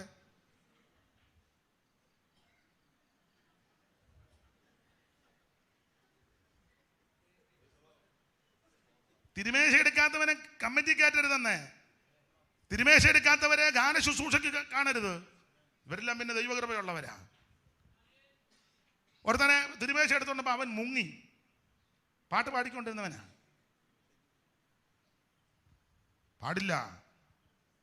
തിരുമേശയിൽ പങ്കുകാരാകണം. നമ്മുടെ ഉപദേശമായതെല്ലാം സ്തോത്രം. വേർപാട് പാലിക്കണം. ദൈവത്തിന് മകത്വം കൂട്ടായ്മ ആചരിക്കണം. പ്രാർത്ഥന കഴിക്കണം. ഓരോ ദിവസവും അവൻ മാനസാന്തരപ്പെടണം. ഞാനും നിങ്ങളുമല്ല. എന്തിന്? കർത്താവിന്റെ വരവിൽ എടുക്കപ്പെടാൻ. ഇത് കർക്കശ ഉപദേശം തീർത്ത് പറയണ്ടേ? അപ്പോൾ നിങ്ങൾ കൂടി വരുമ്പോൾ ഓരോരുത്തന് സങ്കീർത്തനമുണ്ട്, ഉപദേശമുണ്ട്, അടുത്തത് വെളിപ്പാടുണ്ട്, അന്യഭാഷ ഉണ്ടെന്ന് ഉണ്ടെന്ന് തന്നെ എഴുതി വെച്ചേക്കുന്നേ. അന്യഭാഷ ഉണ്ട്. പിന്നെ വ്യാഖ്യാനമുണ്ട്. ഇതെല്ലാം ആത്മീക വർധനയ്ക്കാ. അപ്പോൾ ശ്രദ്ധിക്കുക, നിങ്ങൾ കൃപാവരങ്ങളെ പറ്റി അറിവില്ലാത്തവരായിരിക്കരുത്. ഇന്ന് രാത്രി ഒരു കാര്യം ഉറപ്പിച്ചും തെറിപ്പിച്ചും പറയാ, അന്യഭാഷ നിന്നിട്ടില്ല, വെളിപ്പാട് നിന്നിട്ടില്ല. ഭൂതങ്ങൾ ഇപ്പോഴും പ്രാർത്ഥിക്കുമ്പോൾ വിട്ടുപോകും. രോഗികൾ പ്രാർത്ഥിച്ചാൽ സൗഖ്യമാകും. രോഗികൾക്ക് വേണ്ടി പ്രാർത്ഥിച്ചാൽ സൗഖ്യമാകും. ഇന്ന് രാത്രി ഓർപ്പിക്കേണ്ടത് നിന്നിട്ടില്ല. നീ വിശ്വസിച്ച് പ്രാർത്ഥിച്ചാൽ യേശു നിന്നെ സൗഖ്യമാക്കും. ദൈവദാസന്മാർ വിശ്വാസത്തോടെ കൃപാവര പ്രാർത്ഥന്മാർ ദൈവകൃപയിൽ രോഗികളുടെ മേൽ കൈവച്ചാൽ അവർക്ക് സൗഖ്യം വരും. വിശ്വസിക്കുന്നവരാൽ ഈ അടയാളങ്ങൾ നടക്കും. എന്റെ നാമത്തിൽ ഭൂതങ്ങളെ പുറത്താക്കും. രോഗികളുടെ മേൽ കൈവച്ചാൽ സൗഖ്യം വരും. അവൻ മരണകരമായി കുടിച്ചാലും കടിച്ചാലും ഹാനി വരത്തില്ല. ഇന്ന് രാത്രി കൃപാവരങ്ങളെ പറ്റി അറിവില്ലാതിരിക്കരുത്. ദൈവമക്കളെ ഇത് അറിഞ്ഞിരിക്കണം. Praise the Lord. ഞാൻ സമയത്തെ ഭയപ്പെടുന്നത് കൊണ്ട് അധികം വിസ്തരിക്കുന്നില്ല. എനിക്ക് തന്ന സമയം ഉണ്ടല്ലോ, അപ്പം അത് മാനിക്കണമല്ലോ. കൃത്യസമയത്ത് നിർത്തും. സ്തോത്രം. കൃപാവരങ്ങളെ പറ്റി അറിവില്ലാത്തവരായിട്ടിരിക്കരുത്. ഈ കൃപാവരം ഉള്ളത് നല്ലതാ. അതിലേറ്റവും നല്ല വരം കൃപാവരങ്ങൾ എല്ലാവരും പ്രാപിക്കണം. അറിവില്ലാതിരിക്കരുത്. ഇത് വിശേഷമായിട്ടൊരു വരം. ഇതെല്ലാം പ്രയോഗിക്കാനുള്ള വിവരവും കൂടെ വേണം. വിവരം, പരിജ്ഞാനം. പുസ്തകത്തിൽ അങ്ങനെ ജ്ഞാനത്തിന്റെ വചനവും പരിജ്ഞാനത്തിന്റെ വചനവും. അപ്പൊ ജ്ഞാനവും പരിജ്ഞാനവും. ജ്ഞാനം വേറെ, പരിജ്ഞാനം വേറെ. ഞാൻ എപ്പോഴും പറയും, നിങ്ങൾക്കറിയാം ജ്ഞാനവും പരിജ്ഞാനവും. ചിലർക്ക് ജ്ഞാനമുണ്ട്, പരിജ്ഞാനമില്ല. ചിലർക്ക് പരിജ്ഞാനമുണ്ട്, ജ്ഞാനമില്ല. ഇത് രണ്ടും അത്യാവശ്യമാണ്. വിശേഷിച്ച് ജ്ഞാനം അല്പം കുറവാണെങ്കിലും പരിജ്ഞാനമാ അത്യാവശ്യം. പരിജ്ഞാനം വേണം. പരിജ്ഞാനമില്ലാകിയാൽ പരിജ്ഞാനം വേണം. ജ്ഞാനവും പരിജ്ഞാനവും. ചിലക്ക് ജ്ഞാനമാ, നല്ല അറിവാ, വിഷയങ്ങളെ പറ്റി അഗാധ ജ്ഞാനമാ, നല്ല അറിവാ, പക്ഷെ അത് പ്രയോഗിക്കേണ്ട വിധം അറിയത്തില്ല. ഞാൻ ഒരു സദസ്സിലിരിക്കുമ്പോൾ ഈ പുതിയ ഉപദേശക്കാരാ, അവനെ അന്ന് ഒരു 18-20 വയസ്സ് കാണുമായിരിക്കാം, അത് കൂടുതൽ കാണുന്നില്ല. അപ്പോൾ ആ സദസ്സിൽ പ്രായമുള്ളൊരു കർത്തദാസൻ വന്നു. അത് വേറെ ആരുമല്ല, നമ്മുടെ ചങ്ങനാശ്ശേരിയിലെ LIC അനിയച്ചായൻ. അടുത്ത കാലത്താണ് മരിച്ചു പോയത്. നിങ്ങൾ ചിലർ കണ്ടു കാണും. BA തമ്പി പാസ്റ്റർ കൂടെ ആരംഭകാലത്ത് ചങ്ങനാശ്ശേരി പ്രവർത്തിച്ച CO ബംഗ്ലാവിലെ അനിയച്ചായന്. അദ്ദേഹത്തിന് അന്ന് 10-80 വയസ്സുണ്ട്. അപ്പോൾ ഈ ചെറുപ്പക്കാരനും വന്ന് ഞങ്ങളെല്ലാം കൂടി ഇരിക്കുമ്പം ഈ 10-18 വയസ്സുള്ള അവന് പരിജ്ഞാനമില്ലെന്ന് പറയാൻ, അവന് അനിയച്ച 19 വയസ്സില്ലേ, ഇവൻ ഇപ്പോഴത്തെ മോഡേൺ വെച്ചാ. ആട്ടെ, ബ്രദറിൻ്റെ വീട് എവിടാ? ഇവനൊരു പരിജ്ഞാനോ. ഈ 80 വയസ്സുള്ള ആ പ്രിയ പിതാവിനെ ഈ 17-18 വയസ്സുള്ളവൻ ചോദിക്കുക, ആട്ടെ ബ്രദറിൻ്റെ വീട് എവിടാ? അത് വിളിച്ചത് തെറ്റാന്നല്ല, വേറെ പുസ്തകത്തിൻ്റെ ഭാഷാ ശൈലിയിൽ വലിയ കുഴപ്പമോ ഇല്ല, എന്നാലും അങ്ങനെ അല്ലല്ലോ. അതാ പരിജ്ഞാനമില്ല. നമ്മുടെ നാട്ടു നടപ്പും ഇവിടുത്തെ രീതികളൊക്കെ അനുസരിച്ചൊക്കെ അച്ചായൻ്റെ വീട് എവിടാ, അല്ലെങ്കിൽ അപ്പച്ചനെ എവിടെ നിന്നാ വരുന്നേ, അതല്ലേ എൻ്റെ മര്യാദ. പരിജ്ഞാനമില്ല. ഇല്ല. വേണേ ഒരു കാര്യവും കൂടെ പറയാം, നിങ്ങൾക്ക് ഇഷ്ടപ്പെടുകയില്ല, എന്നാലും പറയാം. അത് ഞങ്ങൾ ഉപദേശമാരും ഞാനും പ്രതിയാ, ഞങ്ങൾ മിക്കവരും പ്രതിയാ, എല്ലാവരുമല്ല, ചിലരിതിൽ ഒഴിവുള്ളവരാ. സഭയിലെ കാശും കനവും നിറവും നിലവാരവും പിടിപ്പും പത്രാസുമുള്ള അമ്മച്ചി ഉണ്ടെങ്കിൽ നമ്മളെല്ലാവരും വലിയ വീട്ടിലെ മറിയാമ്മ കൊച്ചമ്മ, അതിനൊക്കെ ആക്കം കൂട്ടിയേ പറയുള്ളൂ, മറിയാമ്മ കൊച്ചമ്മ, കുഴപ്പമില്ല, അങ്ങനെ തന്നെ വിളിച്ചോ. ആ സഭയിൽ തന്നെ പിടിപ്പും സാമ്പത്തികവും കളറും നിറവും വലിയ സാമ്പത്തിക ഭദ്രതയില്ലെങ്കിൽ ഈ പറഞ്ഞ ആള് തന്നെ പ്രാർത്ഥിക്കാൻ പറയും. ഇപ്പോൾ മറിയാമ്മ കൊച്ചമ്മ പ്രാർത്ഥിക്കും. കൊച്ചമ്മ ഇരുന്നോണ്ടാ പ്രാർത്ഥിക്കും, കൊച്ചമ്മയ്ക്ക് വയ്യ. ഈ പാസ്റ്റർ തന്നെ രണ്ടാമത് പറയുന്നതാ. അതിനുശേഷം നമ്മുടെ കുംഭമലയിലെ തങ്ക സഹോദരി പ്രാർത്ഥിച്ചാട്ട്. തങ്കയ്ക്ക് 90 വയസ്സുണ്ട്.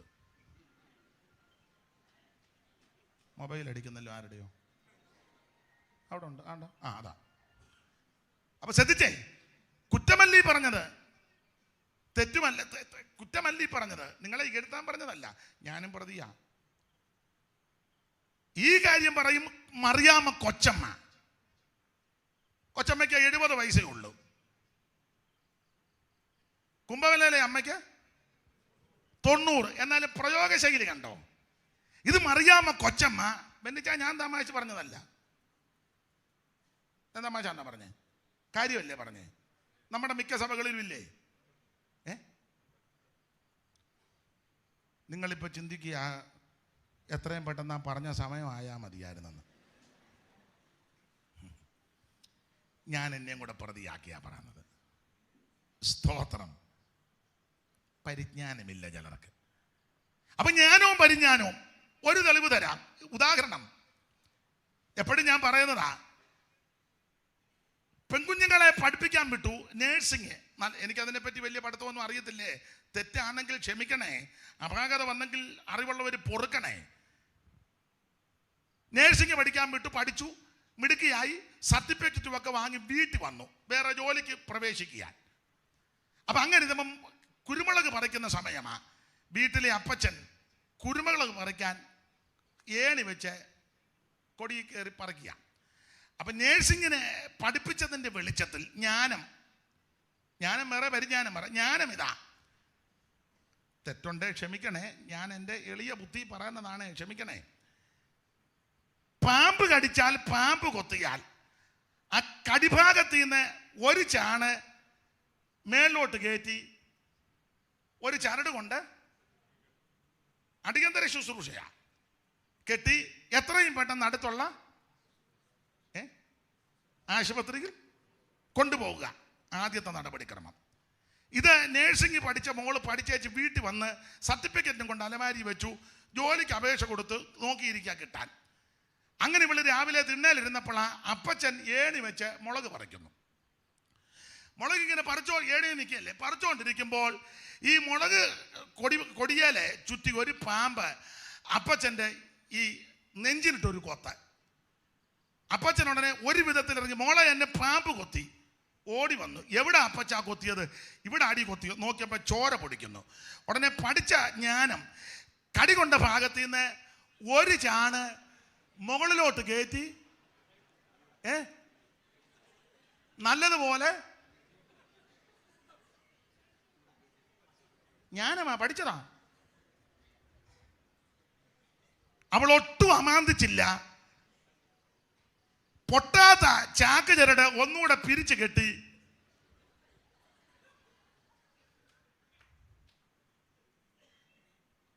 അപ്പച്ചനെ ആശുപത്രി കൊണ്ടുപോകണ്ട. ഇതായി ജ്ഞാനവും പരിജ്ഞാനവും തമ്മിലുള്ള വ്യത്യാസം. മനസ്സിലായി കാണും. ചിലർക്ക് കൃപാവരം എല്ലാം ഉണ്ട്, പക്ഷെ പരിജ്ഞാനം ഇല്ല. ചില കൊച്ചു പിള്ളേർക്ക് കൃപാവരം എല്ലാം കിട്ടിക്കഴിയുമ്പോൾ അത് കൃപാവരത്തിന് തെറ്റല്ല, കൃപാവരമുണ്ട്, പക്ഷെ പരിജ്ഞാനമില്ല. ആത്മാവിനെ കൊണ്ട് നിറഞ്ഞേച്ച് കൊച്ച് പെങ്കൊച്ച്, എനിക്ക് പേരൊന്നും ഞാൻ പറയുന്നില്ല, അന്ന് ഒരു 8 വയസ്സ് കാണും. ആ 8 വയസ്സുള്ള കൊച്ചു വന്നേച്ച് ഒരു പ്രായമുള്ള അപ്പച്ചോട്, മകനെ, വല്യപ്പനും എന്തോന്ന് വിളി കേട്ടല്ല, എന്നാ ചെയ്യാനാ? കുഞ്ഞിന് കൃപാവരമില്ലെന്നല്ല, ദൈവാത്മാവ് അല്ലെന്നുമല്ല വാദം, പക്ഷെ പരിജ്ഞാനമില്ല. ആ കുഞ്ഞിന് പറഞ്ഞു കൊടുക്കുക, അല്ലെങ്കിൽ മനസ്സിലാക്കി കൊടുക്കണമല്ലേ തത്വ സഹോദരിമാരും ആയിക്കോട്ടെ. ആയിരിക്കുന്ന പിതാവിനോട് ഒരാലോചന, ആയിരിക്കുന്ന അപ്പച്ചനോട് ദൈവത്തിൻ്റെ പരിശുദ്ധാത്മാവ്, അതാ പരിജ്ഞാനം. 12 വയസ്സുള്ള കൊച്ച് 90 വയസ്സുള്ള കളവൻ്റെ തല ചെന്ന്, മകനെ, അപ്പൻ്റെ നീ കേട്ടുക, മകൻ തന്നെ ദൈവത്തിൻ്റെ മകനാ. അപ്പൊ ജ്ഞാനം വേറെ, പരിജ്ഞാനം വേറെ. ആട്ടെ, വിവരിക്കുന്നില്ല. ദൈവമക്കൾ കൃപാവരങ്ങളെ പറ്റി അറിവില്ലാതിരിക്കരുത്. ഞാൻ വിസ്തരിക്കുന്നില്ല. ദൈവത്തിന് മഹത്വം. Praise the Lord. ഒരു കാര്യം ഒന്ന് വായിച്ചോ. ദൈവത്തിന് മഹത്വം. കൃപ നിങ്ങൾ അറിവില്ലാതിരിക്കരുത്. ഒന്ന്, കൃപാവരങ്ങളെ പറ്റി അറിവില്ലാതിരിക്കരുത്. ഇനി വായിച്ച ദൈവദാസി കൊരിന്ത്യർക്ക് എഴുതിയ 1-ാം ലേഖനം 10-ാം അധ്യായത്തിന്റെ 5 മുതലൊന്ന് വായിച്ചേ. എങ്കിലും അവരിൽ മിക്കപേരിലും ദൈവം പ്രസാദിച്ചില്ല. അവരെ മരുഭൂമിയിൽ തള്ളിയിട്ടു കളഞ്ഞു എന്ന് നിങ്ങൾ അറിയാതിരിക്കരുത്. ഇത് നിങ്ങൾ അറിയണം. കൊരിന്ത്യർക്ക് എഴുതിയ 1-ാം ലേഖനം 10-ാം അധ്യായത്തിന്റെ 1 മുതൽ പഠിക്കുമ്പോൾ, സഹോദരന്മാരെ, നമ്മുടെ പിതാക്കന്മാരെല്ലാം മേഘത്തിൻ കീഴിലായിരുന്നു. അവർ മേഘത്തിൽ സമുദ്രത്തിൽ സ്നാനമേറ്റ് മോശയോട് ചേർന്നു. എല്ലാവരും ഒരേ ആത്മീയ ആഹാരം തിന്നു, എല്ലാവരും ഒരേ ആത്മീയ പാനീയം കുടിച്ചു. അവരെ അനുഗമിച്ച് ആത്മീയ പാറയെന്നല്ലോ അവർ കുടിച്ചത്. ആ പാറ ക്രിസ്തുവാകുന്നു. എന്നിട്ട് പറയുക, എങ്കിലും അവർ മിക്കപേരിലും ദൈവം പ്രസാദിച്ചില്ല എന്ന് നിങ്ങൾ അറിയാതിരിക്കരുത്. അവരെ മരുഭൂമിയിൽ തള്ളിയിട്ട് കളഞ്ഞുവെന്ന് നിങ്ങൾ അറിയാതിരിക്കുക. 6-ാമത്തെ വാക്യത്തിൽ പറയുന്നത് വായിച്ച, ഇത് നമുക്ക് ദൃഷ്ടാന്തമായി തന്നിരിക്കുന്നു. അവർ മോഹിച്ചതുപോലെ. ഇനി 11-ാമത്തെ വാക്യം ഒന്ന് വായിച്ചേ. 11 നിങ്ങൾ പിറുപിറുക്കുകയുമരുത്. 11 ദൃഷ്ടാന്തമായിട്ട് അവർക്ക് സംഭവിച്ചു. ഇത് ദൃഷ്ടാന്തമായിട്ട് അവർക്ക് സംഭവിച്ചു. ലോകാവസാനം വന്നെത്തിയിരിക്കുന്നത് നമുക്ക് ഇത് ബുദ്ധിയുപദേശത്തിനായി. നിങ്ങളിത് അറിയാതിരിക്കരുത്. ഒന്ന്, കൃപാവരങ്ങളെ പറ്റി അറിവില്ലാതിരിക്കരുത്. കൃപാവരം നിന്നിട്ടില്ല, കൃപാവരം ചോർന്നിട്ടില്ല. കൃപാവരം ഇന്നുകൊണ്ട് ആഗ്രഹിക്കുന്നവരെ ദൈവം അതിൽ നിറയ്ക്കും. ഒന്നുകൂടെ തളിച്ചു പറയാ, വിവേചനം നിന്നിട്ടില്ല, അന്യഭാഷ നിന്നിട്ടില്ല. അവൻ ഭൂതങ്ങളുടെ മേൽ അധികാരം അതിപ്പോഴും ചെയ്യുന്നവരുണ്ട്, ശുശ്രൂഷ ചെയ്യുന്നവരുണ്ട്.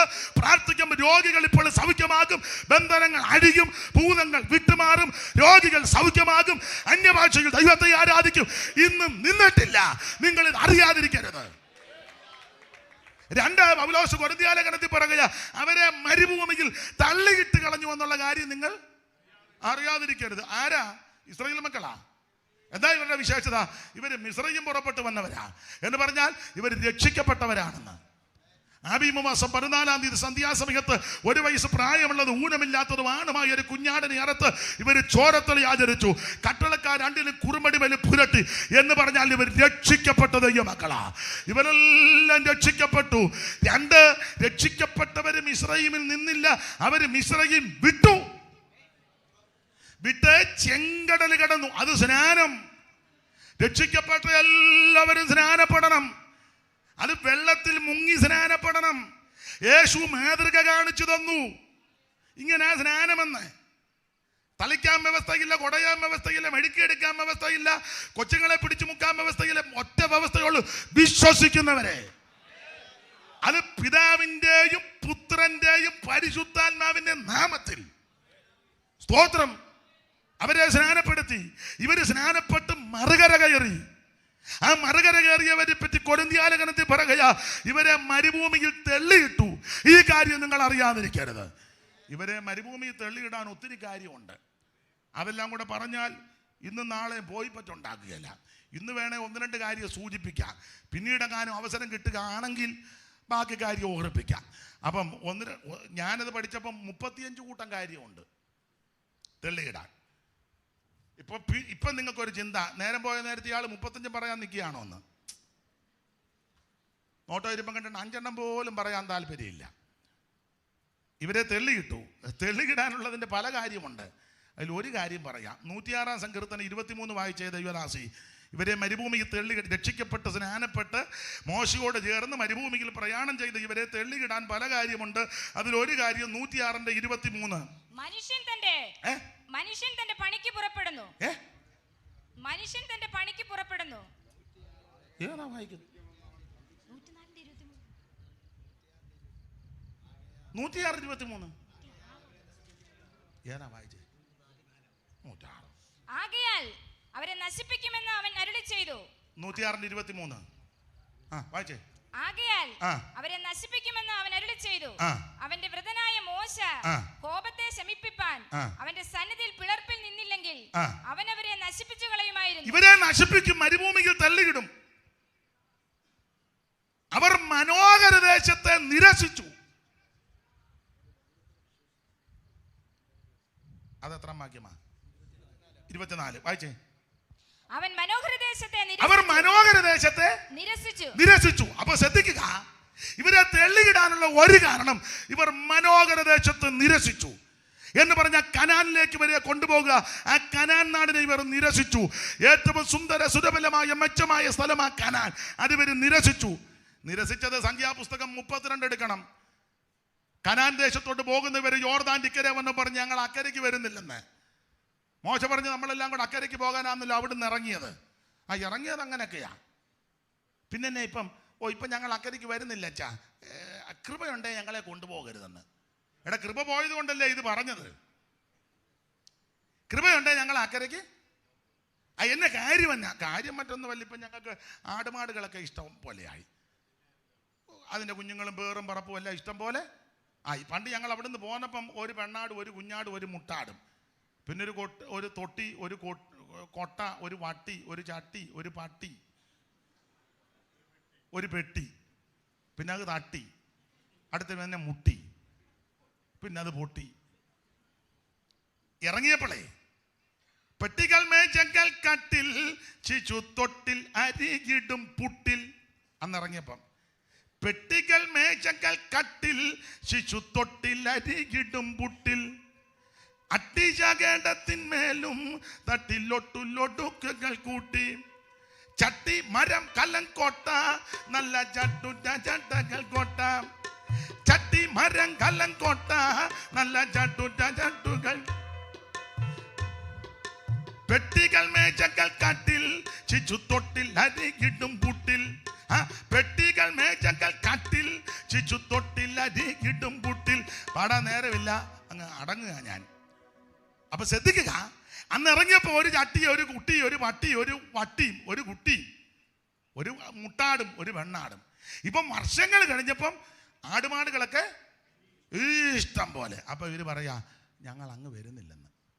മോശ പറഞ്ഞു നമ്മൾ അങ്ങോട്ട് പോകാനാന്നല്ലോ എല്ലാവരും ഇവിടെ. എനിക്ക് ഈ യോജിക്കാൻ പറ്റാത്ത ഒരു കാര്യം പറയാം. നമ്മൾ ഞായറാഴ്ച ഇങ്ങോട്ട് പോരുമ്പം അയലത്തുകാർ ചോദിക്കും, അല്ലെ ബസ് സ്റ്റോപ്പിൽ നിൽക്കുന്നവർ ചോദിക്കും, അല്ലേ വഴി പരിചയമുള്ളിരിക്കും, എവിടെ പോകുന്നു സാറാമ്മേ? ആരാധനയ്ക്ക് പോവുക. ഇവിടെ വന്ന് കുത്തിയിരുന്ന് തള്ള ഉറങ്ങുക. അവരോട് പറഞ്ഞ തന്നെ തങ്കച്ചാൻ എങ്ങോട്ട് പോകുന്നു? യോ ഞങ്ങൾക്ക് ആരാധനയല്ലേ, ഉമ്മ വന്ന് മെനക്കെട്ടിരിക്കുക, കൈ പഠിക്കല, പാട്ടും പാടുകയല്ലേ, പറഞ്ഞേച്ച് പോകുന്ന തന്നെ. ആരാധന മറുഭാഷ പറയുന്നത് മാത്രമല്ല, ആരാധന സ്തോത്രം പറയുന്നത് മാത്രമല്ല, ആരാധന കൈയടിക്കുന്നത് മാത്രമല്ല, ആരാധന മേപ്പോട്ടിക്കിപ്പോട്ട് ചാടുന്നത് മാത്രമല്ല, ആരാധന ഉറക്ക ഹല്ലേലൂയ പറയുന്നത് മാത്രമല്ല, ആരാധന ശബ്ദത്തിൽ കൈയടിക്കുന്നത് മാത്രമല്ല, ആരാധന ആമ പാട്ട് പാടുന്നത് മാത്രമല്ല, പക്ഷേ ആരാധനയിൽ ഇതെല്ലാം ഉണ്ട്. ഇതെല്ലാം കൂടെ ചേരുന്നത് ആരാധന.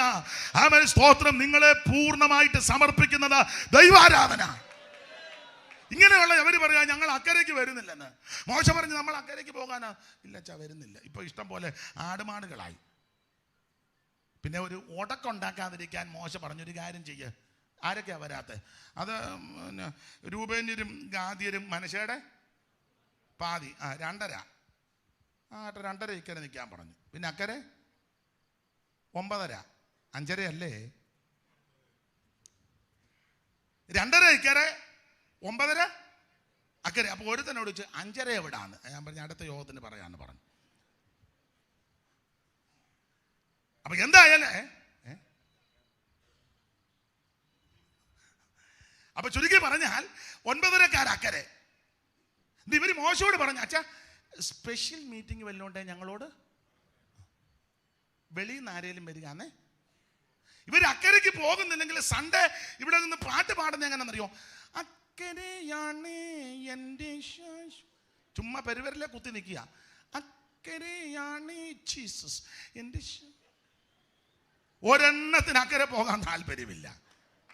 ഇവര് മനോഹര ദേശത്തെ നിരസിച്ചു. ഞാനൊരു കാര്യം ദൈവമക്കളോട് പറയാം, ഇവിടെ ഒന്നും നീ നേടിയില്ലെങ്കിൽ നീ അങ്ങ് ചെല്ലണം, നിത്യതയെ കാണണം.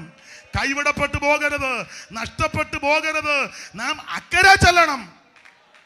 Praise the Lord. മനോഹര ദേശത്തേക്ക് പോകാനായി എന്നെ നിന്നെ വിളിച്ചത്. ദേശത്തിന്റെ വിശേഷത വായിച്ചങ്ങ് നിർത്താൻ സാധിക്കാത്ത അല്ലാതെ രക്ഷയില്ല. ആ ദേശത്തിന്റെ പ്രത്യേകത ആവർത്തന പുസ്തകം 8:7 മുതൽ വായിച്ചോ. ഒത്തിരി വാക്യങ്ങൾ വായിപ്പിക്കണം. പുറപ്പാട് 3:7, ആവർത്തനം 11, 10, 12, 13, 106 സങ്കീർത്തനത്തിന്റെ 24, 16 സങ്കീർത്തനത്തിന്റെ 7 വാക്യവും ആവർത്തന പുസ്തകത്തിലെ 12-ാം അധ്യായത്തിൽ നിന്നൊക്കെ വായിപ്പിക്കണം. നേരമില്ല. എന്നാൽ 8:7 മുതൽ വായിച്ചു. ആവർത്തന 8:7 മുതൽ ദേശത്തിന്റെ വിശേഷത. നിന്റെ ദൈവമായ യഹോവ നല്ലൊരു ദേശത്തേക്ക്, അല്ലയോ ഇസ്രായേലേ, നിന്റെ ദൈവമായ യഹോവ നല്ലൊരു ദേശത്തേക്കല്ലോ നിന്നെ കൊണ്ടുപോകുന്നത്. അത് താഴ്വരയിൽ നിന്നും. ആറ്റ ദൈവദാസി, സമയം പോയത് കൊണ്ട് ഞാൻ അങ്ങ് പറയാം, അപ്പൊ അത്രയും കൂടെ സമയം ലാഭിക്കാം. അല്ലയോ ഇസ്രായേലേ, നിന്റെ ദൈവമായ യഹോവ നിന്നെ നല്ലൊരു ദേശത്തേക്കല്ലോ കൊണ്ടുപോകുന്നത്. അത് താഴ്വരയിൽ നിന്നും മലയിൽ നിന്നും പുറപ്പെടുന്ന നീരൊഴുക്കുകളും ഉറവകളും തടാകങ്ങളുമുള്ള ദേശം, ഗോതമ്പ് യവവും മുന്തിരിയും അത്തിയും മേതളമുള്ള ദേശം, ഒലിവ് വൃക്ഷവും തേനുമുള്ള ദേശം, സുഭിക്ഷമായിട്ട് ഉപജീവനം കഴിക്കാവുന്നതും ഒന്നിനും കുറവില്ലാത്തതുമായ ദേശം. പിന്നെ കല്ല് ഇരുമ്പായിരിക്കുന്നതും മലയിൽ നിന്ന് താമ്രം വെട്ടിയെടുക്കുന്നതുമായ ദേശം നീ ഭക്ഷിച്ച് തൃപ്തി പ്രാപിക്കുമ്പോൾ നിന്റെ ദൈവമായ യഹോവ നിനക്ക് തന്നിരിക്കുന്ന നല്ല ദേശത്തെ കുറിച്ച് നീ അവന് സ്തോത്രം ചെയ്യ.